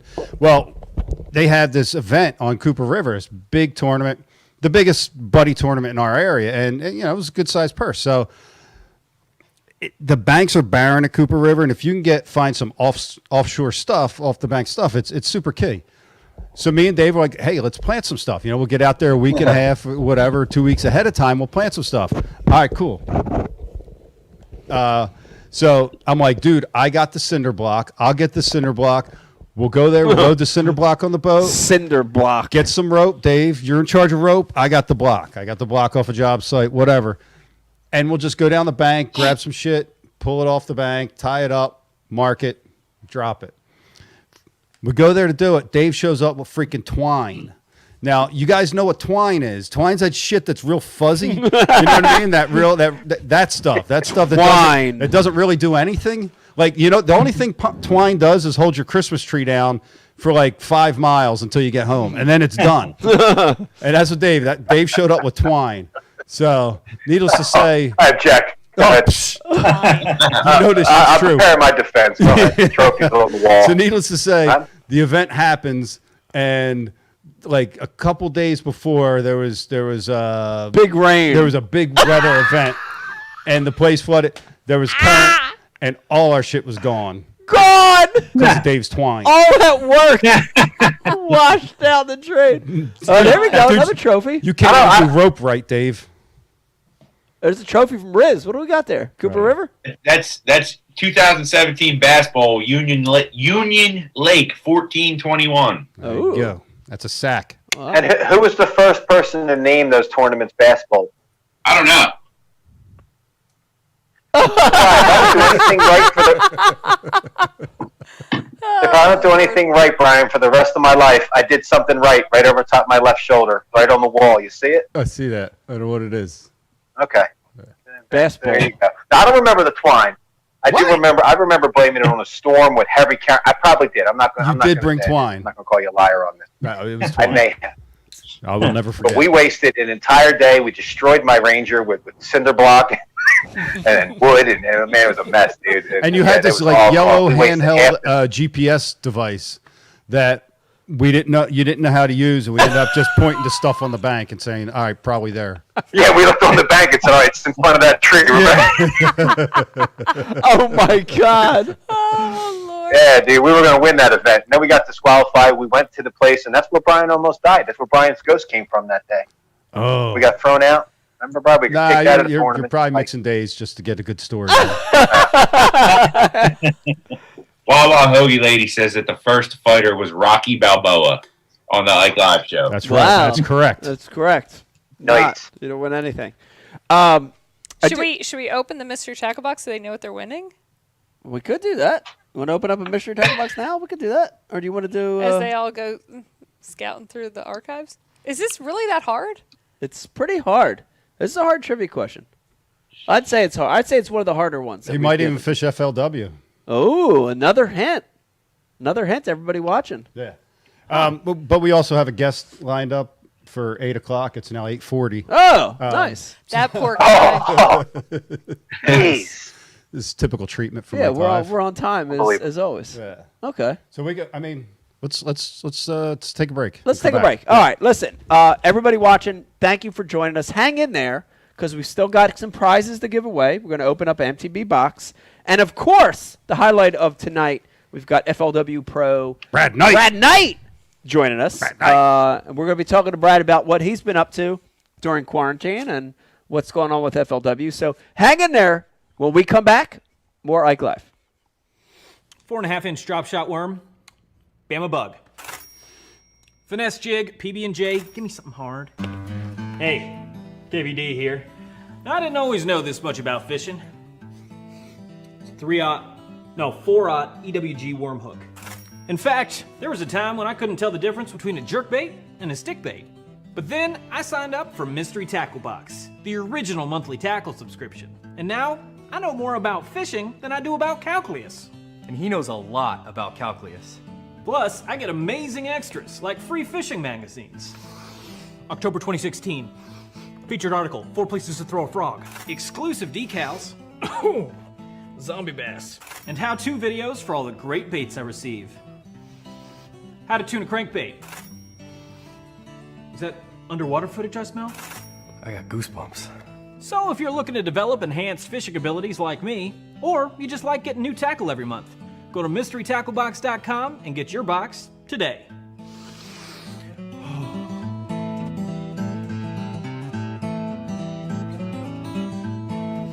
Ooh, live minnows. Is it lunchtime already? Nature's candy. Oh. Is he in my pocket? There's a special place in our hearts for the tools of the trade. They're what we prep for a good day on the water. They're what we clean after a good day in the field. Flambeau's patented Z-Rust technology protects the gear of today from rust and corrosion. Z-Rust for the performance of tomorrow. Preserve, perform, repeat.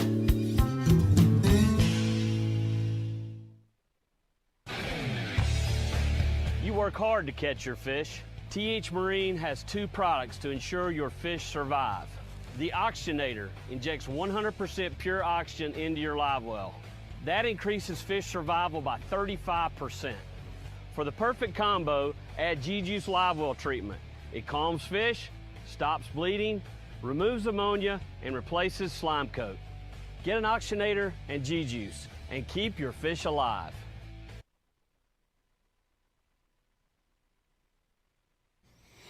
Four and a half inch drop shot worm, Bama bug.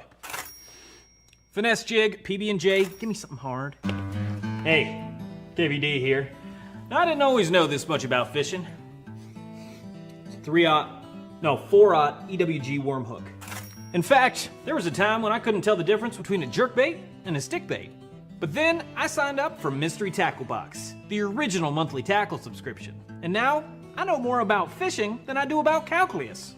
And he knows a lot about calculus. Plus, I get amazing extras like free fishing magazines. October 2016. Featured article, 4 places to throw a frog. Exclusive decals. Okay, how you doing, everybody? Thanks for hanging in there. We had enough of the real. Was that the real? The fake KVD? That was. I don't know. I don't know. We had a double KVD appearance there on a commercial, of course, for Mr. Tacklebox. I hope you're having a wonderful Sunday. So glad you could join us, and I'm so glad to be back here, bringing some more Ike Lives to you during this strange time. The good news is, show tonight is running great. Brian Carpenter, I think everything's gone good. I believe we're learning a little bit.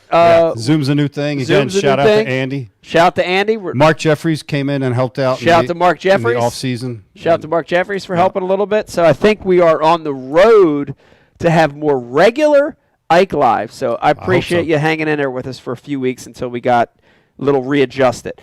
Also, want to thank the whole crew for taking time tonight. Of course, we've got them here chiming back in with us. We've got Riz, we've got Pete Glusick, and of course Dave Brodzik, a.k.a. Fathead, a.k.a. Stormtrooper, join us tonight. It was nice to hear from those guys too, Brian, and get an update on what's been going on. But listen, here's the highlight of the show tonight, and I'm so glad to have this guy on. I've been really, really anxious to have him on the show for a long time, and finally, in all this craziness of COVID, we've got a chance to track him down, and I think we've got him on now, Bri. We've got him ready.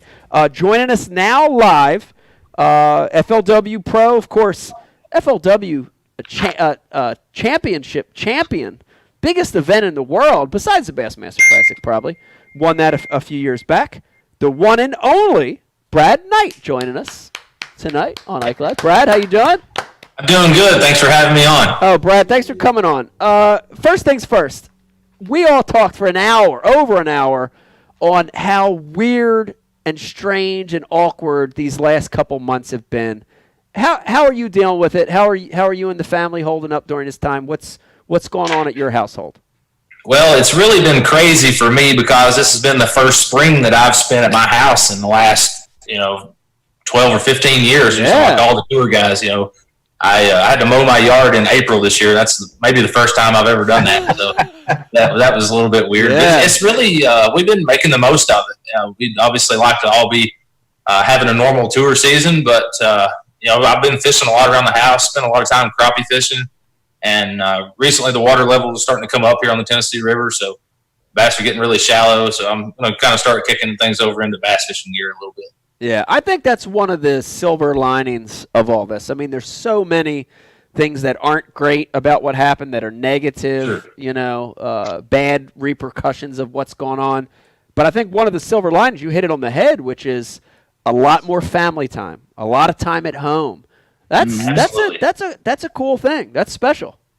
Yeah, and I think what's really cool for me is I've seen a lot of people outside, families, being in the outdoors, whether it's been hiking, fishing, just whatever. You see, bike riding, that's been a big thing. So maybe putting the phones down and getting out from in front of the television and spending some time outdoors has kind of been a pretty good wake-up call for everybody. Yeah. Now, I got to admit to you, I got to admit to you, Brad, I'm going to admit it to you, and I'm going to admit it to everybody watching and Brian here tonight, that it's been the same for me. Exactly what you said. I hadn't fished around the house this much in the spring.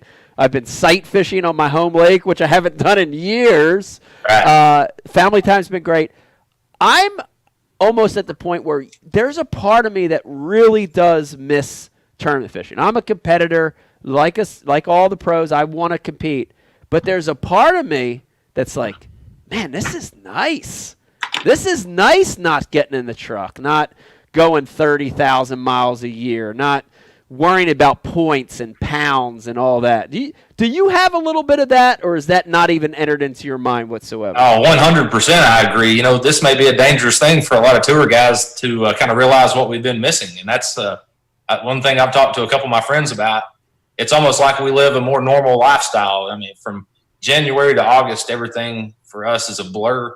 And now kind of being at home and kind of living more of that traditional lifestyle is kind of nice. I kind of enjoy it. But I definitely yearn to compete and be on the tournament trail and get to do all that stuff. But, man, I'm not going to lie. It's been nice being able to spend April and May around the house. Yeah.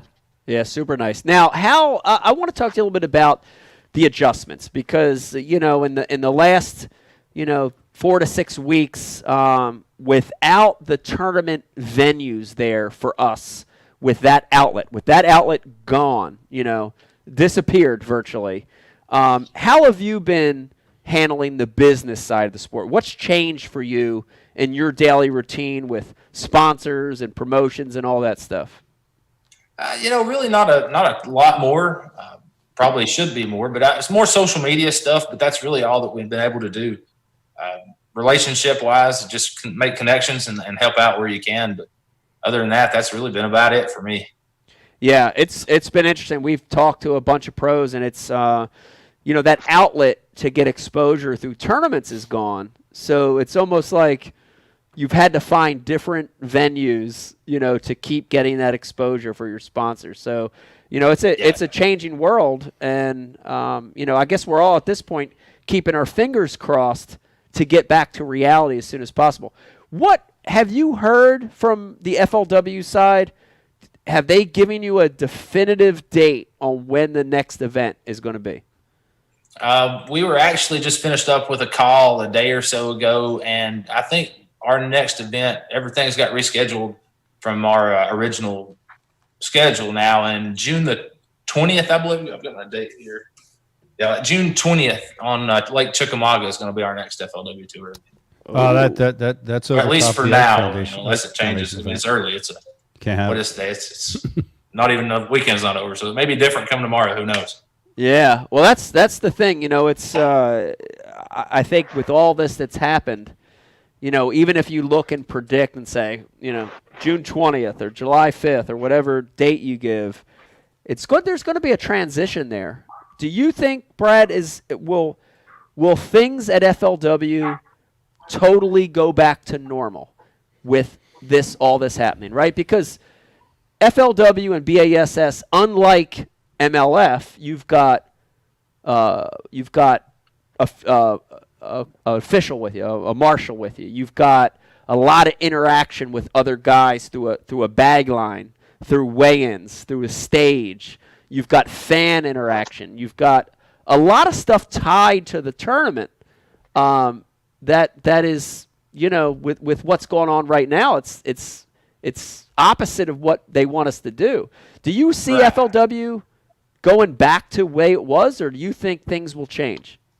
Well, I think there'll be some different stuff, but also, I have to give a hats off to FLW staff. We were actually at a tournament at Lake Martin when all this kind of went down, when everybody was canceling their events. And we had a couple of meetings there with the folks at FLW and came up with a plan that worked to still be able to conduct the events. We had no spectators. We had no marshals. They spaced our flights out to where we would only have, a lot less boats in each flight. So when you came to the weigh-in stage, you were socially distant spaced 6 feet apart in the bag line. And when you weighed in, you didn't have to speak into the microphone if you didn't choose to. And if you did, they had a separate microphone for the competitors that they would clean. So they made the proper adjustments there for us to still be able to conduct our event.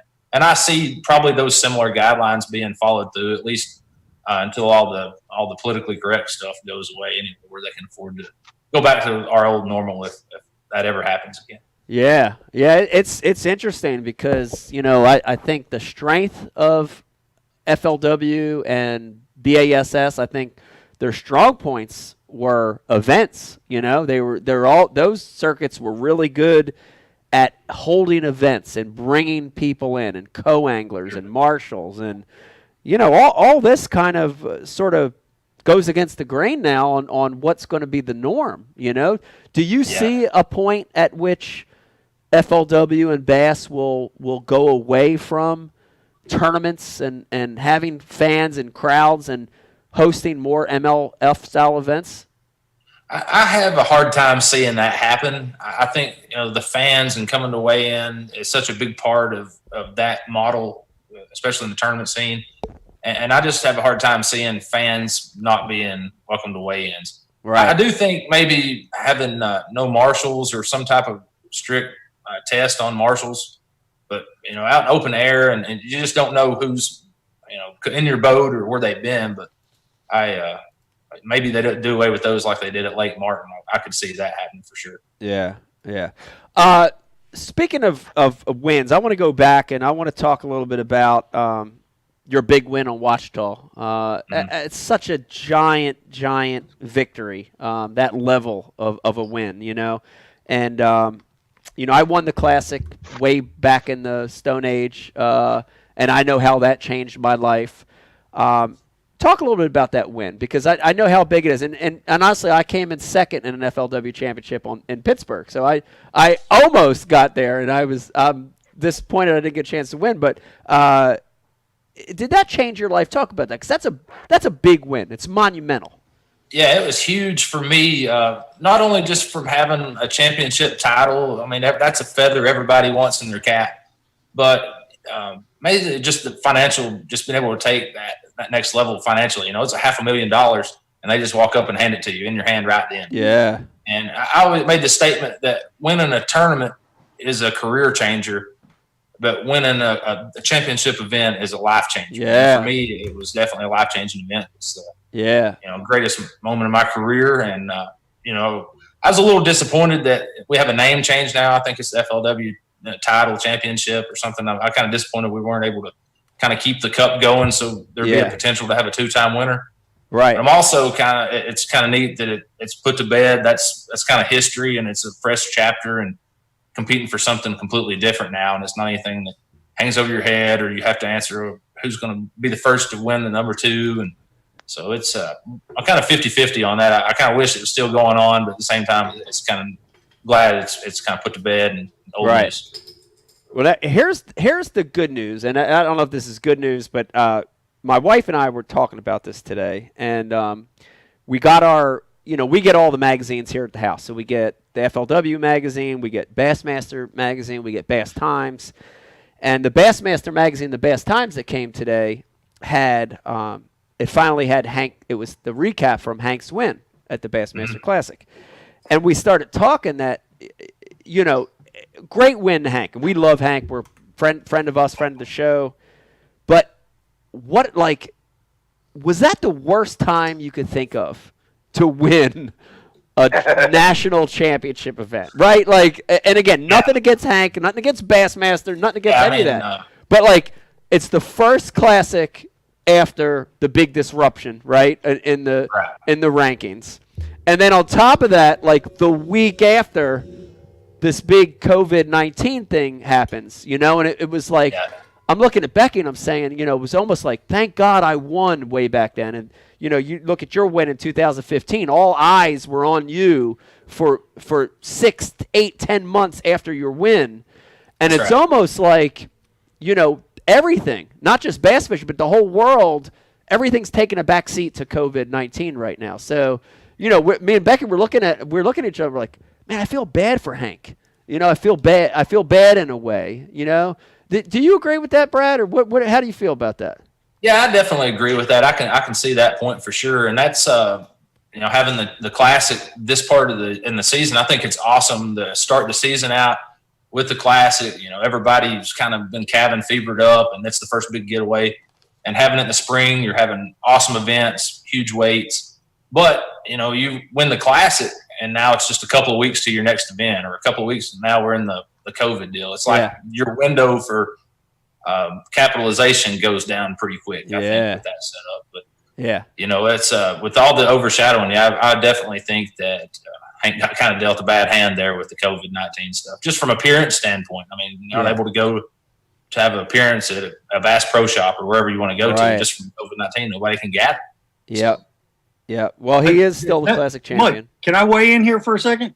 Yeah. Oh, wow. I hear a voice. Yeah, Pete. Weigh in.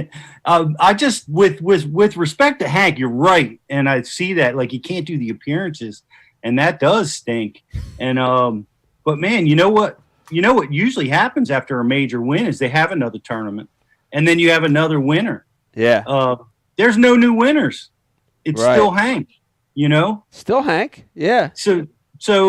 You know, barring the fact that he's dealing with a pandemic like we've never seen before in the history of the world, you know, and that's a tough thing to compete against. Yeah. But I think, you know, he does have some, you know, maybe there's something he could do in this time, you know, because there are no other tournament winners, probably won't be for another month or two.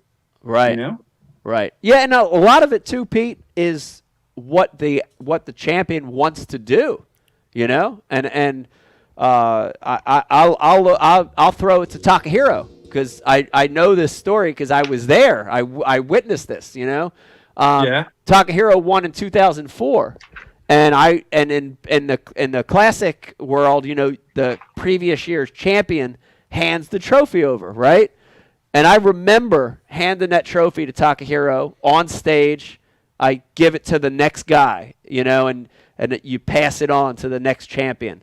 And I remember talking to Takahiro in private after his win, you know, and I'm like, Takahiro, I'm like, come on, man. I'm like, you know, awesome win. Like, this is so big. This is such a big thing for you. It's such a big thing for the sport.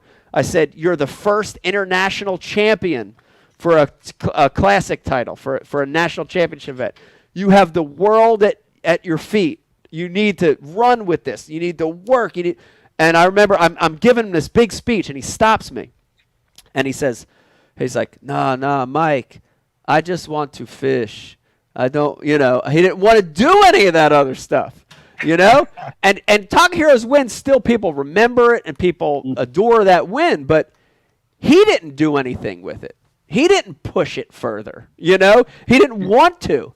You know, you take a guy like Woo Daves, whose win might not have been as sexy, or take a guy like Randy Howe when he won Gunnersville. Those guys worked their asses off, and they pushed and they promoted. And you know, the sad thing about Hank is, even if he wants to, I just don't think those opportunities are there to push it. You know. I know. I remember Woo took off an entire year He did. Just to promote his win. He stopped fishing tournaments. He did, and he made a sneaker called the Woo Shoe. Takahiro went to watch a Formula One race. Hey, Mike, you said Takahiro was the first international? Takahiro was the first international classic champ. Am I correct or am I not correct? Because I thought Lex Luger was the first intercontinental champion. That's correct. That is correct. Sorry. You're the winner of the Ike Live gift pack tonight, Dave. Oh, thank you. Rich, do we have that winner? Yes, we do.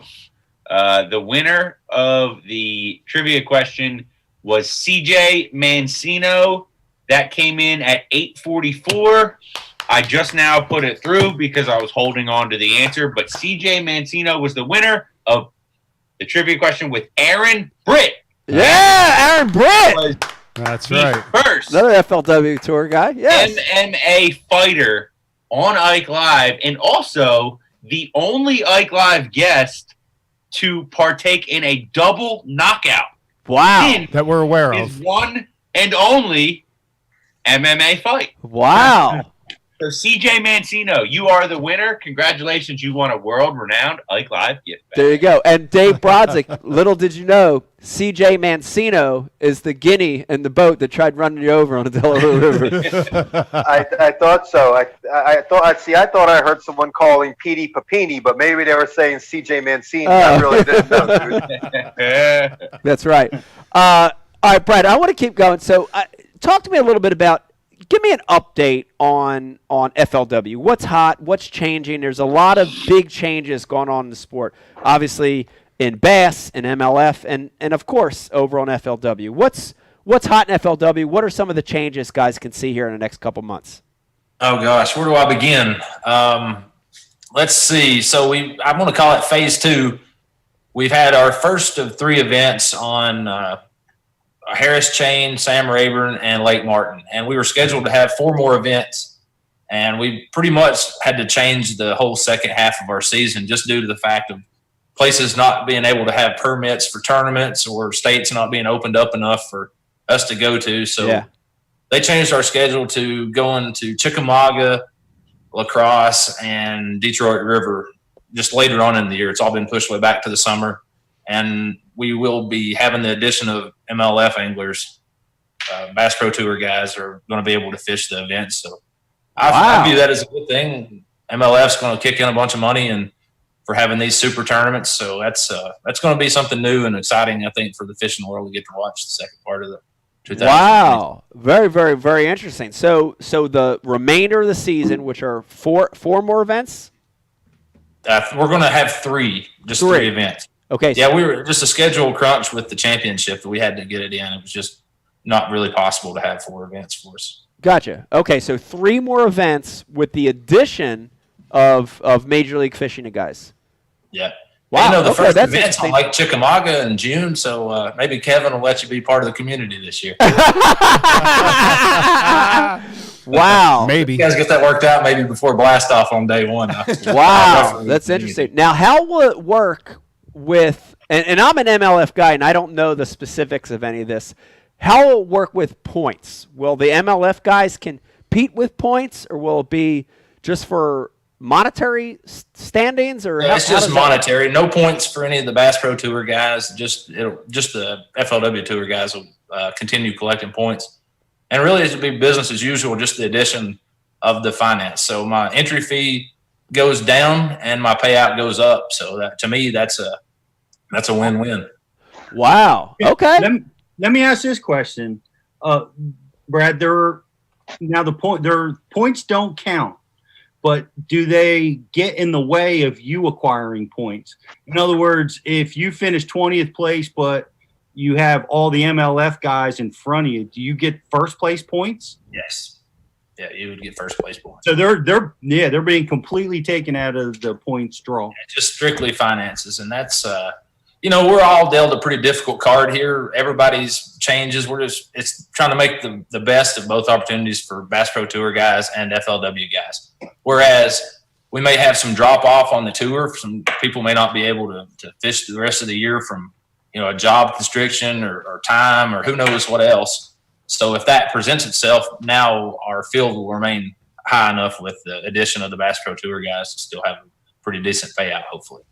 But that's what's being presented to us on paper as of now. So everything's kind of a moving target right now, and I'm sure it's a tough job for those folks to have to figure out how to make all this stuff work. And that's from Bass, MLF and FLW. It's a job I wouldn't want to have to do to schedule all this stuff.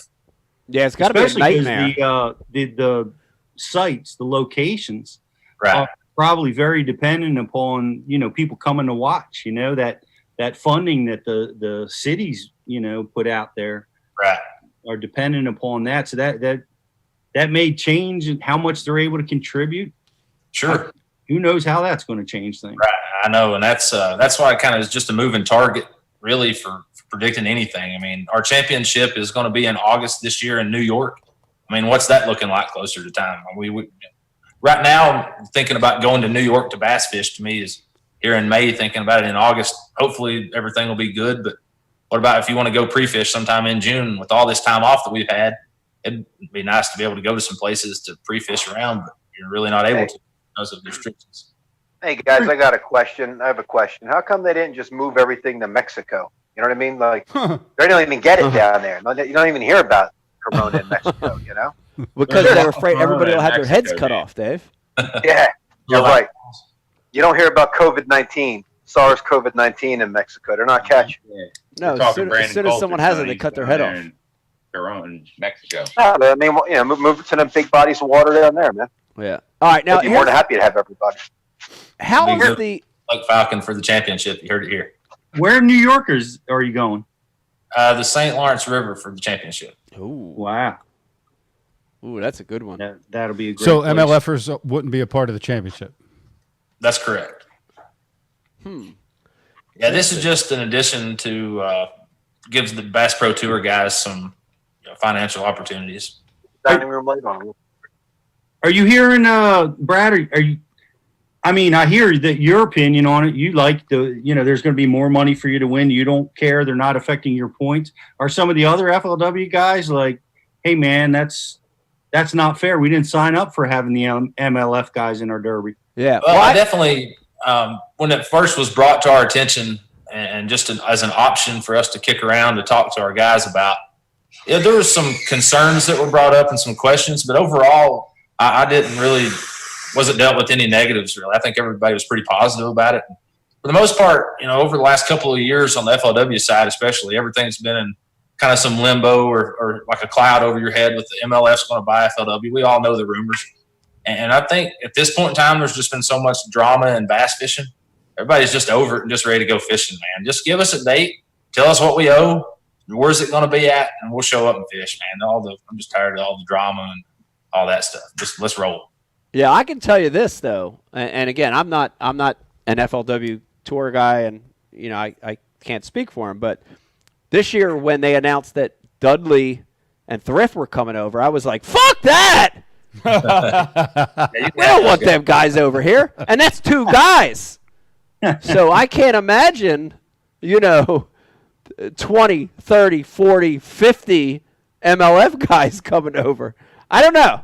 Maybe I'm wrong. I fished against most all those guys my whole life anyway. Yeah. I mean, a lot of those guys that got their start at FLW. I've been doing it for over a decade now, and you look up the list of Bass Pro, I've competed against 90% of them. The only ones I haven't are the ones that have been lifetime bass guys. So for me, it's not anything different than what I've done my whole life. So yeah, it's no big deal.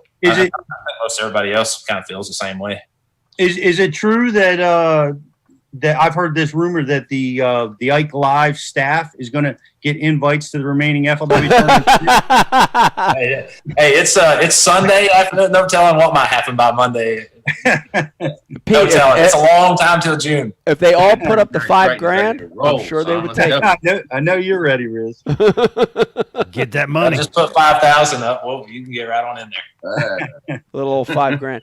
That'll be interesting. It'll be. I'm curious to see how that plays out. I'll be curious to see how many of the 80 guys accept, that invitation to come over, and right. I'll be curious to see how that all plays out. Mike.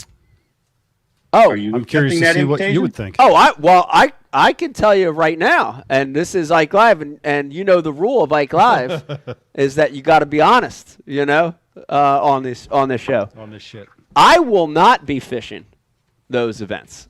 And again, that's from a personal standpoint.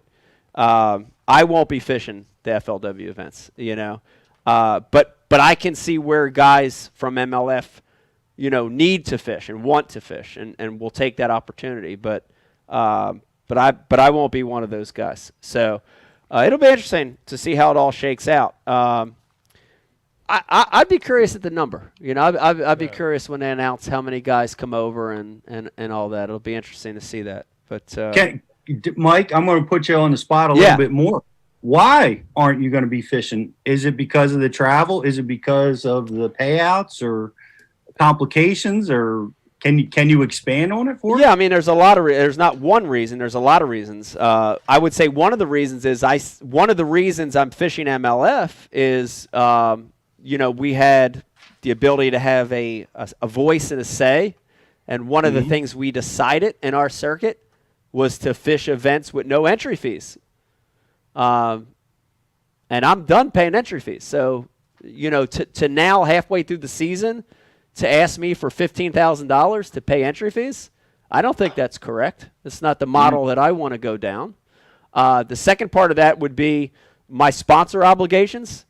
My sponsors never expected me to fish FLW, nor do they want me to fish FLW. So, so that would be part of it. Is my sponsor obligations and what they need and want from me, that would be another one. There's a lot, there's a lot, but I'd say those It's nice are being home too, right? It's nice being home. I'd say that's part of it. Man, I hear you. Because once you go to no entry fees, how do you ever go back? Right. How do you ever go back? And here's the other side of that, Pete, is that was groundbreaking what Major League Fishing did. It was for the sport. It shot them into the future as what the sport should be. But what will happen next year, right? What's the reality of this?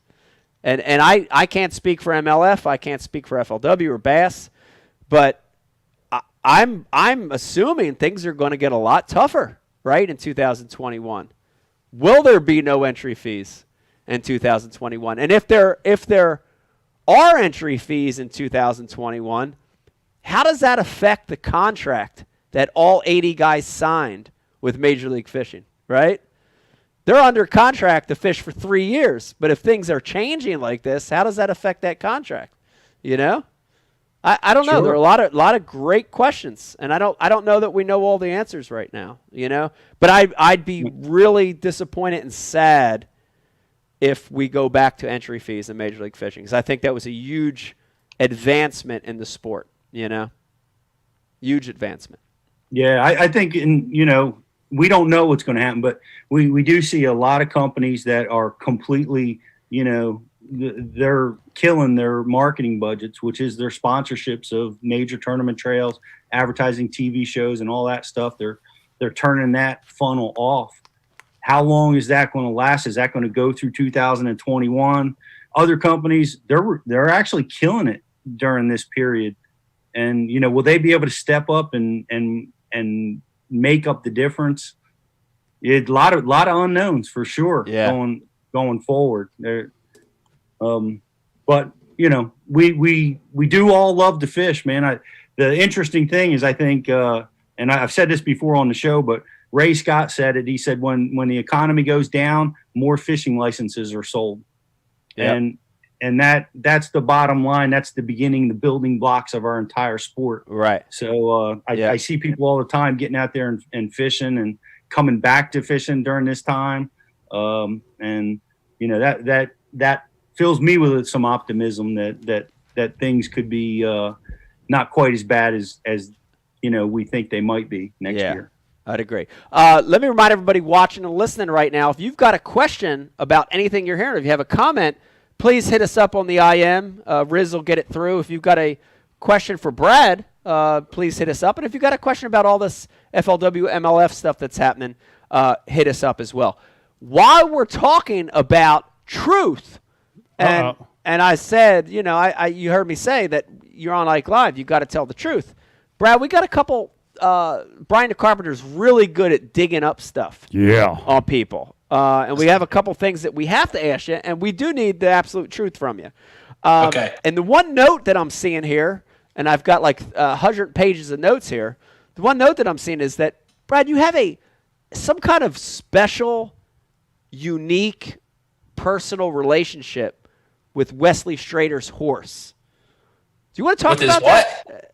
This is interesting to me because I've heard this before. We've had the same comment on my notes before, but it's always been like a sister or a cousin or an aunt. But this is a horse, and Wesley Strader's horse makes it even worse. Instead of regular horse, it's Wesley Strader's horse. Tell me about this. Let's see. I won't lie about it. We're going to have certain parts of the story we just ain't going to be able to talk about. Okay. All right. Wesley Strader is one of my best friends in the whole world. He lives about 30 minutes down the street from me. And during the Chickamauga event last year, I parked my camper in his driveway just to make the commute a little bit closer to the boat ramp. Yeah. And subsequently, the fence to the horse is right there. So I had my little chair out after the tournament was over, and the horse kept hanging out. So we just stayed late the night. I took a picture of the selfie trying to ride the horse to his field. It was not a celebration. We'll just put it that way. I don't really know what we were celebrating, but that's kind of awesome. That's kind of awesome. I'll tell you, I've had some stays in tournaments, Brian the Carpenter, where I've stayed with near or with animals. Yes. Myself. Special bond. There is a special bond that happens. Yeah. There is. I had horses at Orange, Texas a few years ago. It's hard to find a place in Orange, Texas. I found this little boarding house. And I stayed sort of near horses. And then I had a special relationship with a donkey over at Tijuana. It was a tournament on Pickwick, but we were staying up on Wilson. Donkey was staying at the house with us.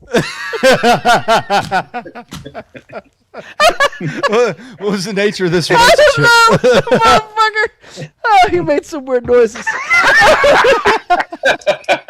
I can relate to it, Brad. I can relate to it, man. Hey, man, Wesley's horse will smoke a victory cigar like nobody's business.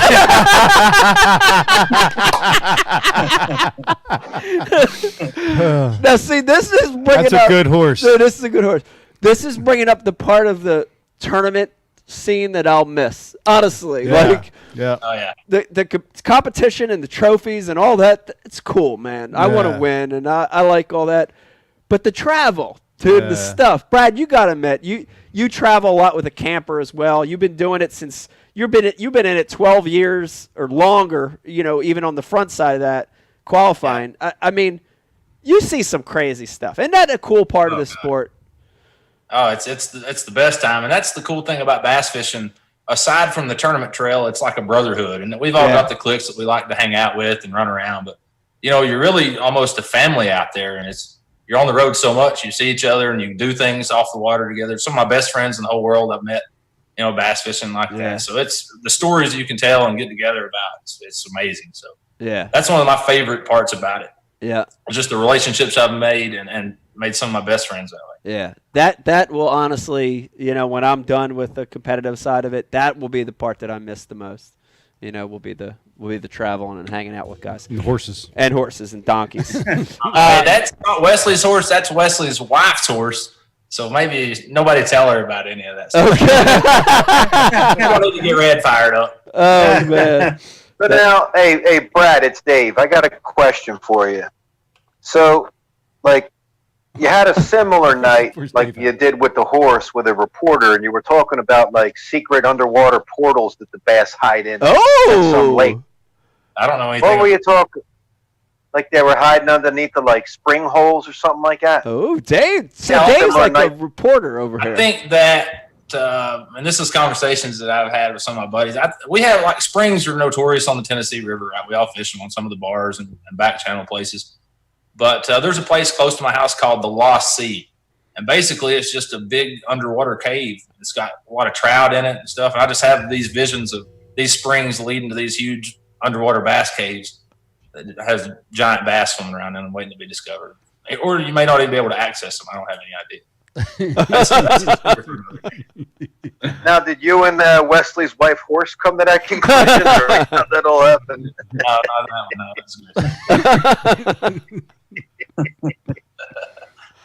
I believe. I have theories like that on certain places. Yeah, I have theories like that on certain places. Pete Glusick, I'm going to call you to the plate on this. Do you believe that Lake Champlain has places like that? Do you believe Lake Champlain has areas of the lake where fish can refuge and these fish have never seen a bait before? Do you believe that? I do believe that. That lake's There you 150 miles long. There you go. You know? Yeah. And they're magical places. It's hundreds of feet deep. Right. There's some secrets out there yet to be discovered. Magical secrets. There is. Yes, sir. Magic Bass World, baby. Magic Bass World, baby. I believe it. Maybe they're connected to the caves in Tennessee. Magical cave. All controlled by mental telepathy from the wife's horse. Wow. I'm thinking Wesley of a TV says he show hates we could do horses. right That's now. A magical TV show. He probably does. He probably hates having to feed them all the time. I have to give them water and require a lot of work. I'd hate them So too. the horses aren't Wesley's. They belong to his wife. That's correct. Okay. The horses only eat grass, so you feed them corn. What else do you feed a horse? I don't have any horses. You're down there, I don't know anybody who owns a horse. You know probably a few people. I don't know. I didn't eat more than grass. That's all. I guess so. Yeah. Dave, you can feed them hot dogs. Whatever they eat, Wesley doesn't like it. We just did the bucket list with Wesley. Episode 2 is going to be released, and but he talks about his hatred of the horses. Man, Really? Man, I don't want nothing to do with those things. Wow. Some people feed them like weeds and stuff like that. Yeah, they eat grass. They smoke grass. Well, we rinsed corn husk over the fence, and they ate those pretty quick. So that's all right. I got. Yeah, down there in Tennessee, hot box and Mr. Ed.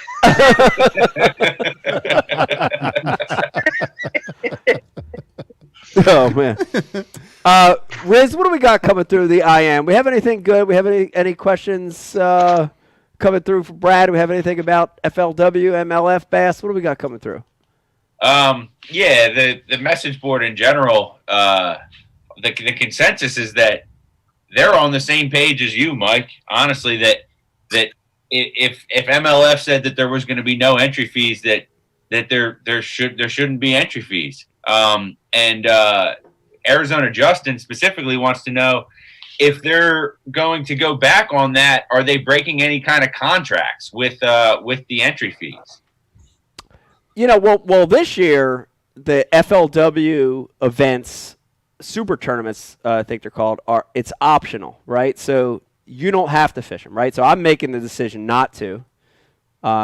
Some guys will fish them. So I think that falls under contract. But if next year, if in 2021 they ask guys for entry fees and it's not voted upon by the anglers, I don't know. I don't know how that works. I guess we're going to find out, The big thing in the sport, and I'll bring this, Brad, I'll bring this back to you, is that I said this before, and I'll say it again, is that I think there was a big missed opportunity when all this happened a year ago, right? When MLF announced a full circuit and BASS was, vying for their position and FLW was trying to keep guys. There was this time in the sport where the pros had an opportunity to bond together as professional anglers. And the problem is we couldn't do it as a body.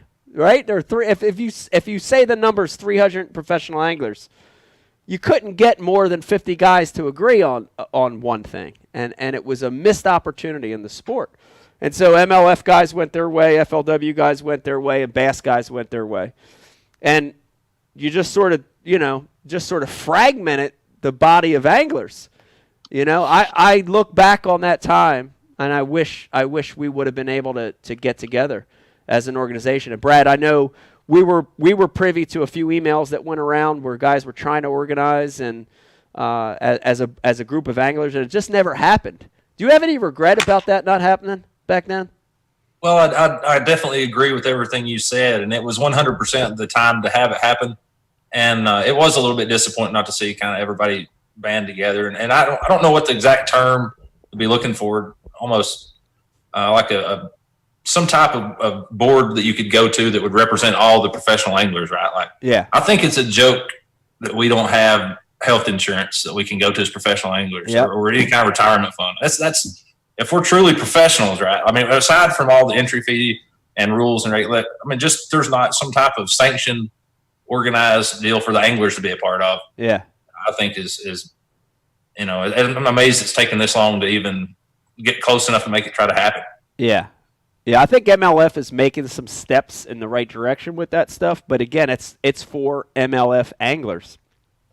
It needs to get to a point where there's a body governing all that stuff, and it would be a really, really good thing. But who knows? It could happen. You never know. Maybe. I can tell you this. I'm happy to finally get you on the show. And Brad, I know it's been a little bit since we fished again, but I'm excited to get back out there. I'm excited to see you get back out there and compete. Is there any tournament coming up out of these couple that are ahead of you that you're looking forward to the most, and you're looking forward to winning? Not really in particular. The Chickamauga event's close to my home. I've got a lot of experience there, so anytime you're going there, that's good. La Crosse, I've been there one time, and Detroit River, I'm probably looking forward to Detroit the most just because of smallmouth fishing, get up north. That's a treat for any of the guys in the South. Yeah. Not only from the weather break, but just the fishing's incredible there as well. So yeah. Also, I'm fishing all the Bass Opens and looking forward to getting those deals cranked back up as well. Get back to competing. That'll be nice. When is the first Open? What's officially happening over at Bass? Have they canceled events? Or are they shortening seasons? What are they doing over there? No, they're not going to cancel any events. Everything has been rescheduled, and they've handled everything extremely well as far as communication. Everything's been extremely professional there with dealing with all the open guys. So I've been very impressed with how they've handled themselves. And if they were talking about reschedule a date, they got it on an early and had you an option for a date. Like Cherokee was going to be this spring, and it gets rescheduled to the fall. They had a date there, so we're going to be there in October. And the same with the Arkansas River. That's the next event that we're going to be there in June. And if we're not able to go with that one, we've already got a rescheduled date there as well. So June, I think it's actually the week prior to the Chickamauga tournament. So second week of June is when we'll be at Arkansas. Hopefully everything by then is settled down enough and we'll be able to get that event in. Okay. But they're doing a really good job of guys that are trying to get qualified for the Elite Series. They know that the Opens is the path, obviously, to do that, and they want to put on the events that they promised everybody. Don't want to shorten change anyone. So hats off to them for all the work they've done as well. Yeah. How are they handling the boater co-angler situation in the Opens? I haven't. I don't know. I don't know any of the details about that. I haven't asked. Okay. Yeah.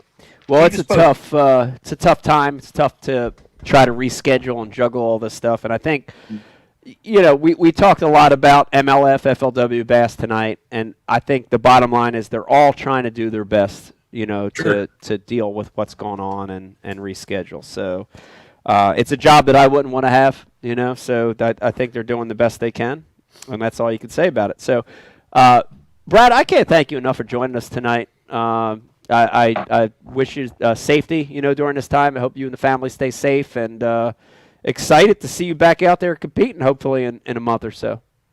All right, guys. I appreciate y'all having me on. Thank you very much. You got it. Brad Knight, everybody. Thanks, Brad. Yes. I liked it. I like this Zoom. I like the Zoom versus the Skype. It's pretty good. What do you think? I like it a lot. I like it a lot. Yeah, I'm still trying to figure it out, but I like it a lot. I like it a lot, too. Do we still have the Brady Bunch on, or are they gone? No, we got them. Oh, the Brady Bunch there. We're Dave. Dave Brodzik. Dave's asleep. Yo. Do you know how many cell phone pictures Brian's taken of you lounged back like that while we're talking? That's all right. What he doesn't know is I took a picture of his horrible kneecap when we were driving down to Alabama that I'm just waiting to release to everybody. His kneecap, Brian's kneecap. That kneecap looks like a softball was glued in the middle of a wiffle ball bat. Wow. Wow, I gotta see. Can you post? That sounds like an Ike Live post, Riz. No, I'm saying it because I'm waiting for him to be a smart aleck. Yeah, send one picture of me relaxing there, Brian. Oh, I don't have to send them. I post them all over social media, and you'll never see them. Just the rest of the world. Okay. All right, we got a couple of things to take care of, but I did want to. I'm glad you brought that up, Dave. Not Brian's knee, but the classic. I did want to get everybody's opinion on the classic real quick too. And Riz, start with you. Bassmaster Classic happened before all this madness, like right on the front side of all this crazy shit. What were your thoughts of the Bassmaster Classic? We were there with Ike Live, of course, with Bass University, Ike Foundation representing. What did you think about the Classic? I love it. I think that it was a great event. I mean, we always have a great time with everything that goes on down there. Ton of stuff going on with Bash U and Ike Live. But as far as the Classic goes, it did kind of appear from the outside looking in that the attendance inside the arena was down a little bit. But it seemed like in the venue there that we were at all the time, it seemed like the traffic was good and there was a lot of people coming through. Yeah. I know from a personal standpoint, like it was cool. You know, it's kind of scary to think about the fact that we literally shook thousands of hands at the Classic just days in advance, just days before everything was going on with this. But you know, the hustle, the bustle, the grind of it all, the lack of sleep. I love it. Let's go back. Let's do it again. I wish iCast would still happen. Yeah, what the hell? Yeah, and that was your last chance to utilize Tinder effectively, so that was good, Riz. Dave. No, that wasn't a Tinder deal, actually. Oh. Like Dave can attest to this, right? So first night we get there, we're sleep deprived, everything, and I'm wearing a black AFCO jacket that smells like crappie. And my jacket was sitting on the back of this chair, and you know, a couple lovely ladies sat down there, and I think the aroma of the crappie is what lured them in. Wow! Out with us, so crappie, country girls. Yeah, country girl, Texas. Well, I hope she's not watching, but wow. Next up, Dave, how was your Classic, Dave? Yeah, Dave Brodzik, let's go to you. How was the Bassmaster Classic? Was that your first Classic, by the way? Yeah, that was my first Classic. Am I still mute myself? Yeah, that was the first one. So for me, it was a little bit different. You know, I wasn't really at the booth. Hey, how you doing, Jack? I think she's upstairs. Yeah. No, don't worry about it. Sorry, guys. Jackie just came home to get the baby. So like, I got to hang out with Mike because my job was to keep Mike on schedule, going from sponsor obligation to sponsor obligation. And for me, the first time since you've been a pro, Mike, I've told you, so I'll tell you people, I got to actually watch you interact with staff and people, and that was kind of neat. Watching kids stand in line for 45 minutes to an hour, and even grown men, just to tell you a story about a 3-pounder got off. You know, like it was really cool to see. And it was cool to see you treat every story like it mattered because you knew it mattered to them. You know, I'm sure it mattered to you too. You know, I'm a cynical old man, but you know, as for we didn't get to see any of the weigh-ins or anything like that, so you experienced the arena. But the spectacle, and I don't know if I ever need to do another one again, but it was fun. I appreciate you guys bringing me. Now, why the hell you got to say that? It was awesome. I loved it. I don't think I'll ever do it again. Come on, Dave. I didn't even see you, Brian. You acted like you had a second family. Like, what are you guys have a second family? I worked my ass off and I went to bed. That's what I'm saying. It isn't like we palled around. Like, you know, second it's like, family. I'm sorry, Dave. like he's having 2 Christmases, you know? That ain't right. I went to bed, bro. All right, now. No. Now, Pete, does the classic for you, does it feel like work or does it feel like a fun event for you? You know, it's both, honestly. I mean, it's more work than you could ever imagine. I mean, we're rolling out, we're getting the booth set up. We got people all over the place. We came out with the biggest crew we ever had. And that part was awesome because, you know, Dave, thank you. Dave was a big help for all setting up our booth, helping us. Riz, of course, driving everything down. Brian too, and we had a lot of people helping. We had Snooki there this year. We had the whole Stray Cast crew pitching in a bunch of different ways. So it's just a lot of moving parts. That was crazy. But I love the interviews. I get to do a lot of interviews down there, and that was cool. You get to, you know, there's some real highlights there. You know, talking to some veterans like Bernie Schultz and David Fritz, talking to the new guys, creating new baits. You know, so it's so much fun. It's so much work.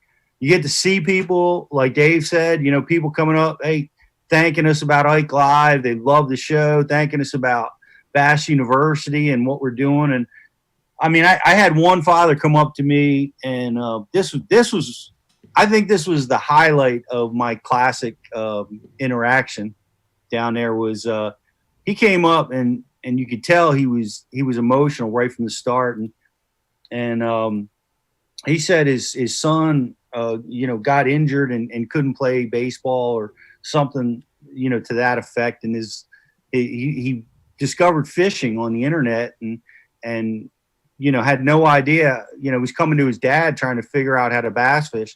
Well, his dad found Bass University, and he just thanked me profusely for putting that program together, and all of us for doing it, and how it's helped him and him and his son learn how to bass fish, and just take that sport on, and it was such an emotional moment, and there's tons of them like that down there. So, man, it's hard work, but let me tell you something. You know, nothing worthwhile is without hard work, and it was a great event.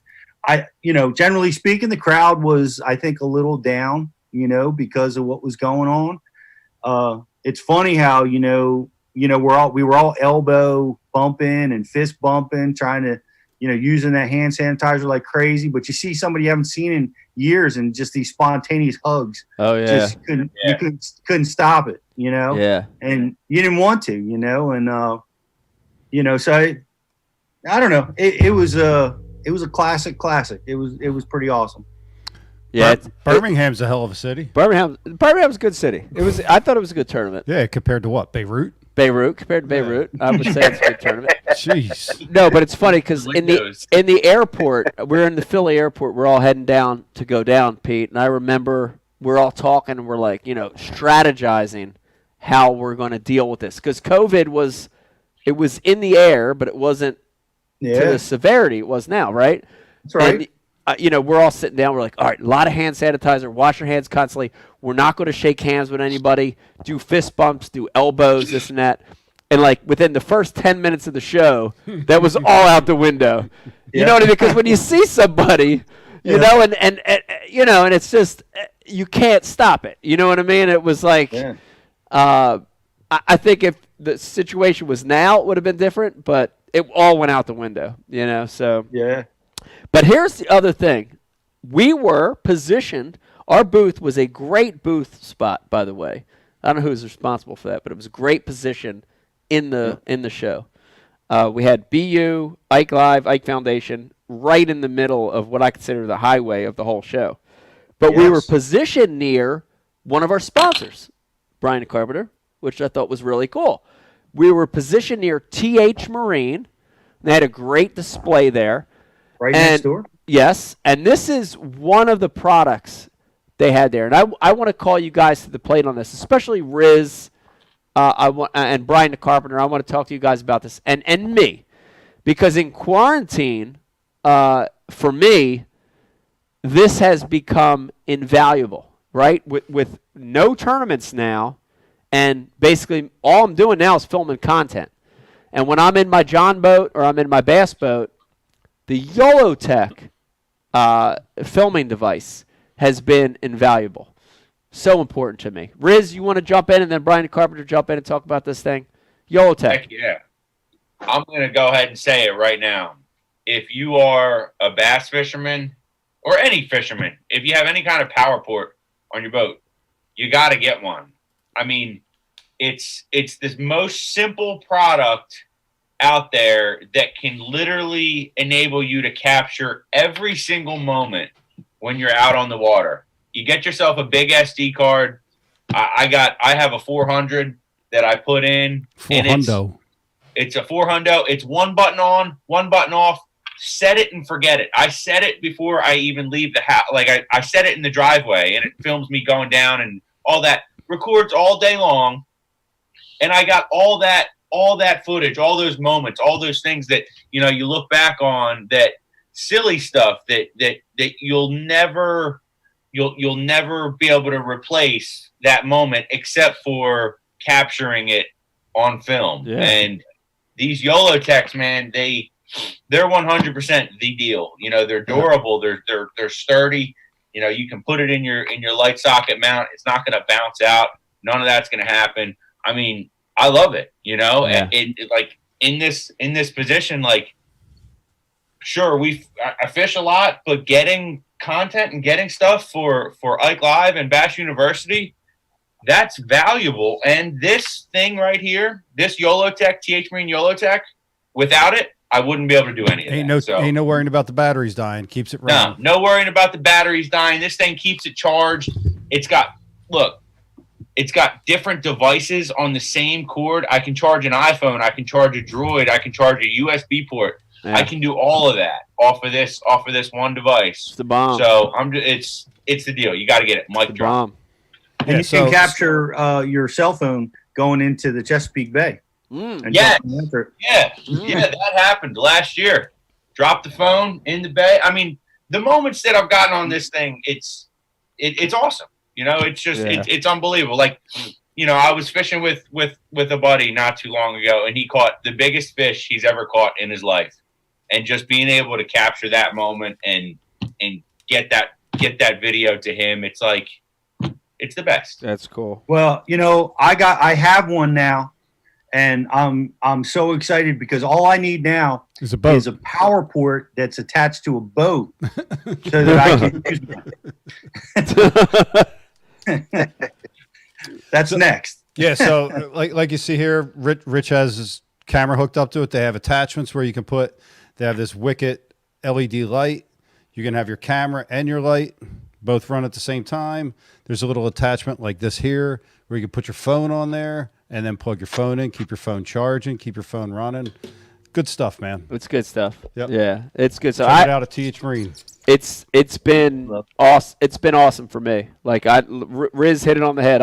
I turn it on, I just leave it run. It's awesome. I captured so much good stuff in the last 4 to 6 weeks on that deal. So check it out. That's a TH Marine product. Really, really cool. Everything from John boats to bass boats. Brian Carpenter, let's go ahead and do this before we end the show. So everybody like and share on Facebook. Oh yeah, and share. We're gonna announce a winner in a couple minutes. Oh yeah, Riz, like and share. We're gonna announce this winner of this amazing Ike Live gift bag, 20 pounds at least. Doing curls with this. Yeah. It's a lot of weight there. Dave's gonna be snoring any minute. Let's go ahead and do a live unboxing. Mystery tackle box. This is the Pro box. We're gonna go ahead and unbox this one. I'm gonna pass it to Brian. I think Pete has a box as well. Is that correct, Pete? I have one. Okay, Pete's going to do a little unboxing too. This is a great thing about Zoom. I don't have a pen over this damn thing. Fuck. We got it. While you're opening it, Mike, let me tell you something about one of our other sponsors. You got to order everything online, and I've been, I had to order some soap. Yeah. And we were about to order from, supermarket and do stuff. And I went through the Ike Live page and took advantage of the discount code got myself a bundle of Dr. Squatch, and I'm loving it. You know, this yeah, it's amazing. Me and Jake love it. He's got one in his bathroom. I use the rum in my bathroom. It's my favorite. Bay rum. And, Rum's your favorite? Bay rum. It is the best. What's it called? Like rum? Bay rum. Bay rum's good. Rum. That's the juice, man. Pine The Tart's crisp the juice. IPA, you guys probably all going to like that one. This Nautical Sage is pretty awesome too. So I'm all stocked up on Dr. Squat, courtesy of Ike Live. That's awesome. All right, so I just. What's your favorite part to wash? It's not. All right, so listen to me. Listen to The me. dirty parts. I just opened up this mystery tackle box. I'm gonna say it again, Pete. I know I sound like a broken record, but the thing I love about mystery tackle box is when I open it, I look for the stuff that is like off the wall, and like I look for stuff that I'm like I would never buy that. Now, Dave Brodzik, pay attention to this because this is something I think you would have threw back in the '80s right here. This is a lure called the Motorboat. Motorboat. By 13 Fishing.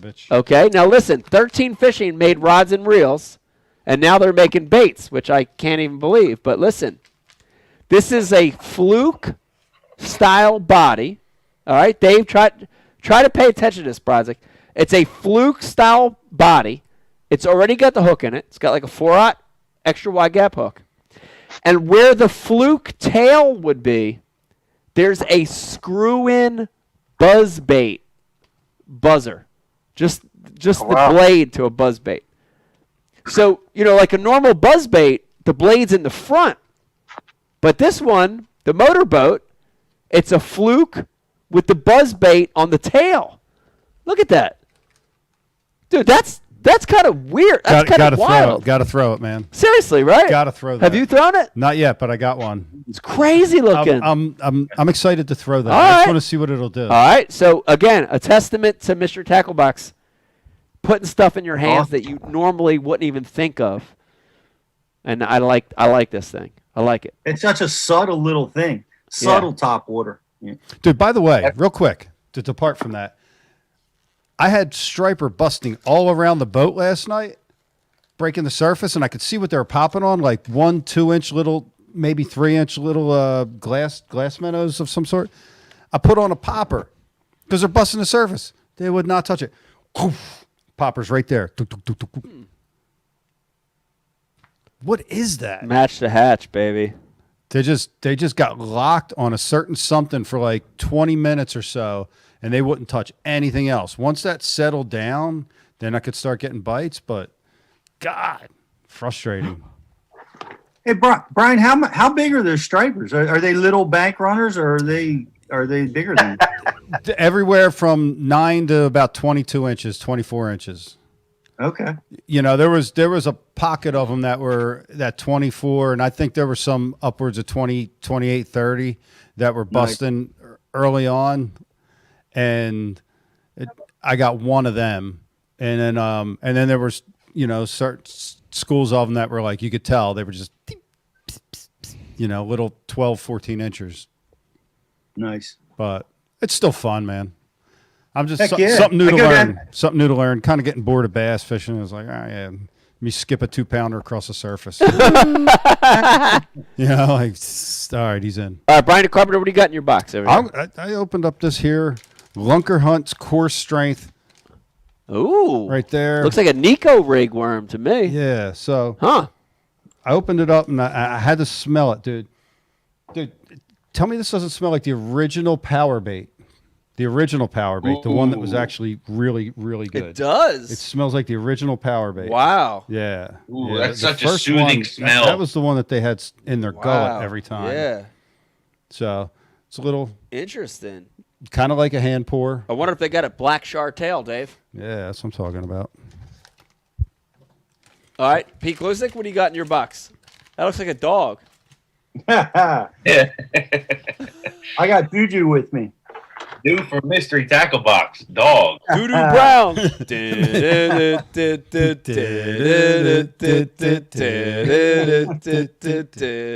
Doo-doo found- Brown. I found a really cool Molex jig. Oh! Nano jig. Nano. Yeah. Oh, shit. Wow. That's Eric the intern shit right there. Yeah, it is. Yeah, that's really cool. It's got a 90-degree line tie on it as Juju hits the road. And it's finesse. It's a really small bait. I'm liking it. I'm liking this bait. Unique. Very cool. There you have it. Yeah, so to finish out this box here, yeah, we got these vertical, these solid tubes. These been around for a while. You ever throw this, Mike? No, it's kind of cool. I like the solid tube idea, though. Yeah. Yeah. They've been around for a while. Got that. Got a jig here. Jig. And the jig is up. Some kind of top water bait. Top water bait. Some kind of hook. Hook. And some big bite bait. Some kind of flipping John. I like it. All kinds of stuff. A lot of stuff. All right, check it out. Here's the gold rule. Mr. Tackle Box, good stuff in it. Unique stuff. Stuff that'll catch more fish. Give them a try. MrTackleBox.com. All right, here we go. Let's get we need 2 winners announced right here. Riz, we need a real winner. Oh, big. We're giving away an amazing reel, and I wish we had a way to show. Can we show the reel? Do we have a picture? Is there an ability to do that somewhere? Yeah, I got a picture. Let Brian bring this up real quick. Brian, show this reel real quick. Oh my God, look at that! This is a one-of-a-kind Ike Live Abu Garcia reel, Revo reel, if I'm not mistaken. It might be an MGX. Dipped. Totally revamped, bearings stellar. It's going to cast a mile. Beautiful one-of-a-kind Ike Live reel. And we're going to announce a winner tonight, Riz. What do we got? Who do we got for this reel? Our winner for the Ike Live reel is Kevin and Angela King. Wow. Kevin and Angela King. I'm assuming it's a shared Facebook page, husband and wife. Kevin and Angela King, congratulations. You're the winner of the Ike Live Reel Contest. Thanks for everybody who participated. Wow. Kevin and Angela. Nice job. Man, that's awesome, man. I wonder if they're going to split the reel. Why do people do that? Why do people do the shared page thing? What's that all about? You don't Dave, even have an account, really speak on that, but I'd imagine it's because I don't know. The family deal, I guess. I think Kevin used to mow him down, and this is his way of acting like he did. Oh, could be. All right, Dave, I'm gonna call you out though on this. So Dave and I met at this really off the wall place, this little pond that nobody fishes. It's like a little hidey hole. And I don't know where it's at, so I'm like, so me and Dave are texting. Dexter. Me and Dexter are texting. And I'm like, and first of all, I'm shocked that Dexter's even texting because I didn't think he could text. But then all of a sudden, I'm like, all right. I'm like, Dex. I'm like, drop me a pin on that motherfucker. And then all of a sudden, silence for the next couple hours. It might have been a day. And then all of a sudden, I finally see a text back, and he's like, "I don't know how to drop a pin." It was a screenshot of a pin. And then instead, I got a map from the Yellow Pages. I'm where the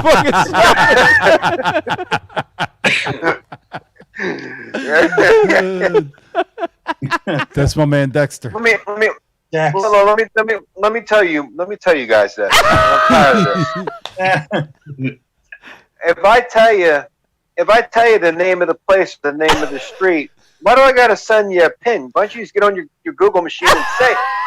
Google machine. I sent Brian a screenshot of a website he needed to go to. He's like, "Can you send a link?" I'm like, "Can you type it into your Google machine and figure out how to get to it?" Like I sent the link. I don't know. Dave, once you learn the technology, you'll realize it's just as easy to send the link. I'll get you there, buddy. I'll get you there. I just hold the 2 buttons, and then I hit the little thing that looks like this, and then it sends it. It's there, bud. I got you. All right. On the opposite end of the spectrum, guys and fans of Ike Live that know how to use technology and watch tonight on Facebook. We had a like and share contest tonight on Facebook. Riz, do we have a winner, or are we going to pick that later? We do. We have a winner of the Like and Share contest for the world globally renowned Ike Live gift bag. 20 pounds. Tyler Nolan. Tyler Nolan! You are the winner. Nice. Wow. Good deal. Tyler Nolan, congratulations. You won. You're going to love that gift pack. It's going to be loaded with stuff. Let's wrap this show up. I think it was good. It was a good show. First show to back. Get back, dude. It's I been like a while. It was good been to a go minute. back. Yeah. There was some gold that came from this show. Dave lounged out most of the show. I think was very entertaining. Dave, your cell service was better outside. Oh, really? Yeah, which means you got to connect to your Wi-Fi in your house. We'll talk about that too in the next. Can you send me a screenshot step by step? I'll put a pin on it. We got a couple things to hang out. All right, Pete, give us a BU update real quick. I know in the beginning of the show I mentioned that what a great time to be a subscriber to BU. People have a lot of time on their hands. They're learning. What can they see at Bash University right now? What do you got? Oh, you know, we're keeping 50 days free open. We know a lot of people are going through some times right now, so come and check it out. School up, get some homeschooling in with bashu.tv. And we also got a great Seeing Red promotion for annual subscribers. But the big deal is we have the bucket list with Wesley Strader, Lake Chickamauga. Episode 1 was last week. Episode 2 is dropping this upcoming week. It's an amazing show that we're real proud of. People really like it, and they've let us know. So that's really cool. That's all going on at Bashu TV. And all this time at home has allowed me to do not as much work as Dave has been doing, but I managed to clean out one of my closets, and look what I found. Whoa! Shiny. Look at that Live sneaker. Look at that. Virgin. Wow. You don't untie your shoes when you take them off, Pete. You just kick them off. I can't wear this. This is too important. This has got to stay pristine. That's memorabilia, Dave. It is. That's right. We'll put that back up there with my trophies, my winner's trophies. That's where that's got to go. It's awesome. Yeah, but the laces don't come tied. I mean, he had to have tied them and then just kicked them off. All right, Dave, before we go, I got to ask you something. Does the UPS job startup mean our weekly dates broken, or? Well, I got a noon start time, so we'd have to hit an AM up. I can do that. All right. You ought to go to Brian, that old school spot. I didn't know it was Wi-Fi. I thought it was called Wi-Fi. That's what I got it on. You say Ouija? Wi-Fi. Oh, Wi-Fi. Wi-Fi. All right, Threw me Riz. off with Wi-Fi. Riz, thank you for coming on tonight. I appreciate that. What do you think about in studio next show, Riz? Being 10 foot somewhere from me and Brian here? What do you think? Yeah, perfect. Just tell Brian to wear deodorant. Okay. Yes. Yeah. Quit being around all those dirty people, Rich. Show. There you have it. Brian DeCarpenter, on a scale from 1 to 10, what would you give it? Tonight? Yeah. Solid 6.5. 6.5. There you have it. Want to thank everybody for tuning in tonight. Thank Pete Glusick, Dave Brodzik, and Rich Ledbeater for joining us tonight. Brian DeCarpenter, thank you for producing.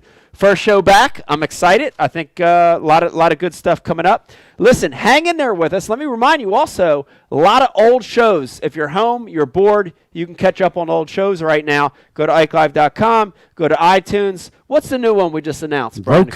Roku. If you're a Roku fan, go to Roku. You can check out old Ike Live shows. We got some new ones coming up. Pete's not.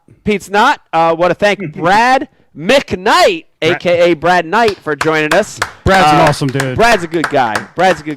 Magic Bass World. Yes, Magic Bass World. Filling us in on a lot what's going on with FLW and the professional bass world. So want to thank everybody for tuning in. Keep your eye out on the Ike Live social sites, also on IkeLive.com, for postings on some new shows that are coming up real soon. Pete, Dave, Riz, Brian DeCarpenter, thank you guys tonight. And Becky. Yeah, thank you guys. I appreciate it. We'll talk to you soon. There you have it. Good night. Hi. Today we're going chest to chest in the Dr. Squatch lather test.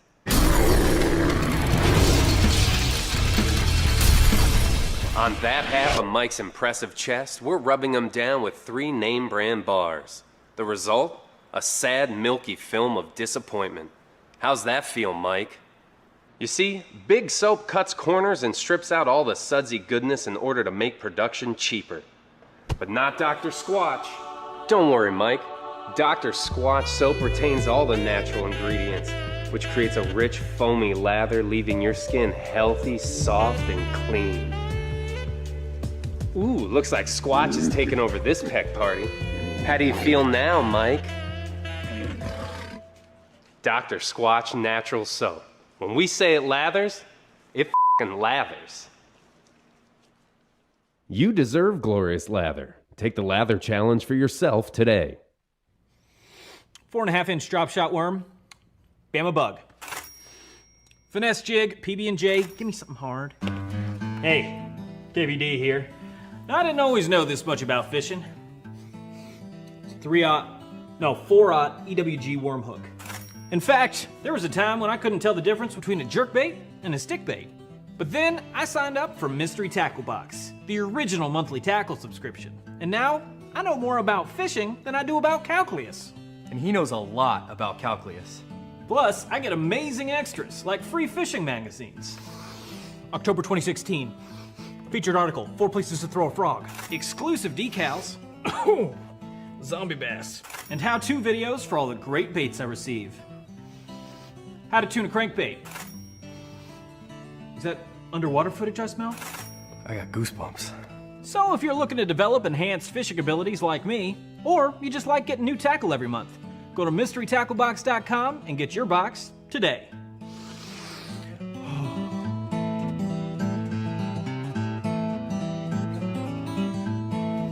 Ooh, live minnows. Is it lunchtime already? Nature's candy. Oh, is he in my pocket? This time of year, I definitely recommend putting a little bit of this on your soft plastics too. There he is. Another one. Next cast. And that would be number 6. I'm addicted. I'll admit it. I'm straight addicted. This might be bigger. You think so? Yeah. Feels bigger. I haven't even seen this thing yet. It doesn't want to come up. Don't break me off the rocks. Oh, it's a... Oh! 27-incher. He caught it. 28. Oh my god, that's such a healthy fish. Look at this size.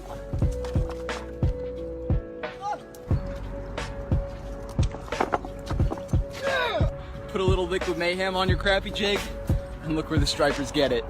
You can't even see it, man. That might be a keeper.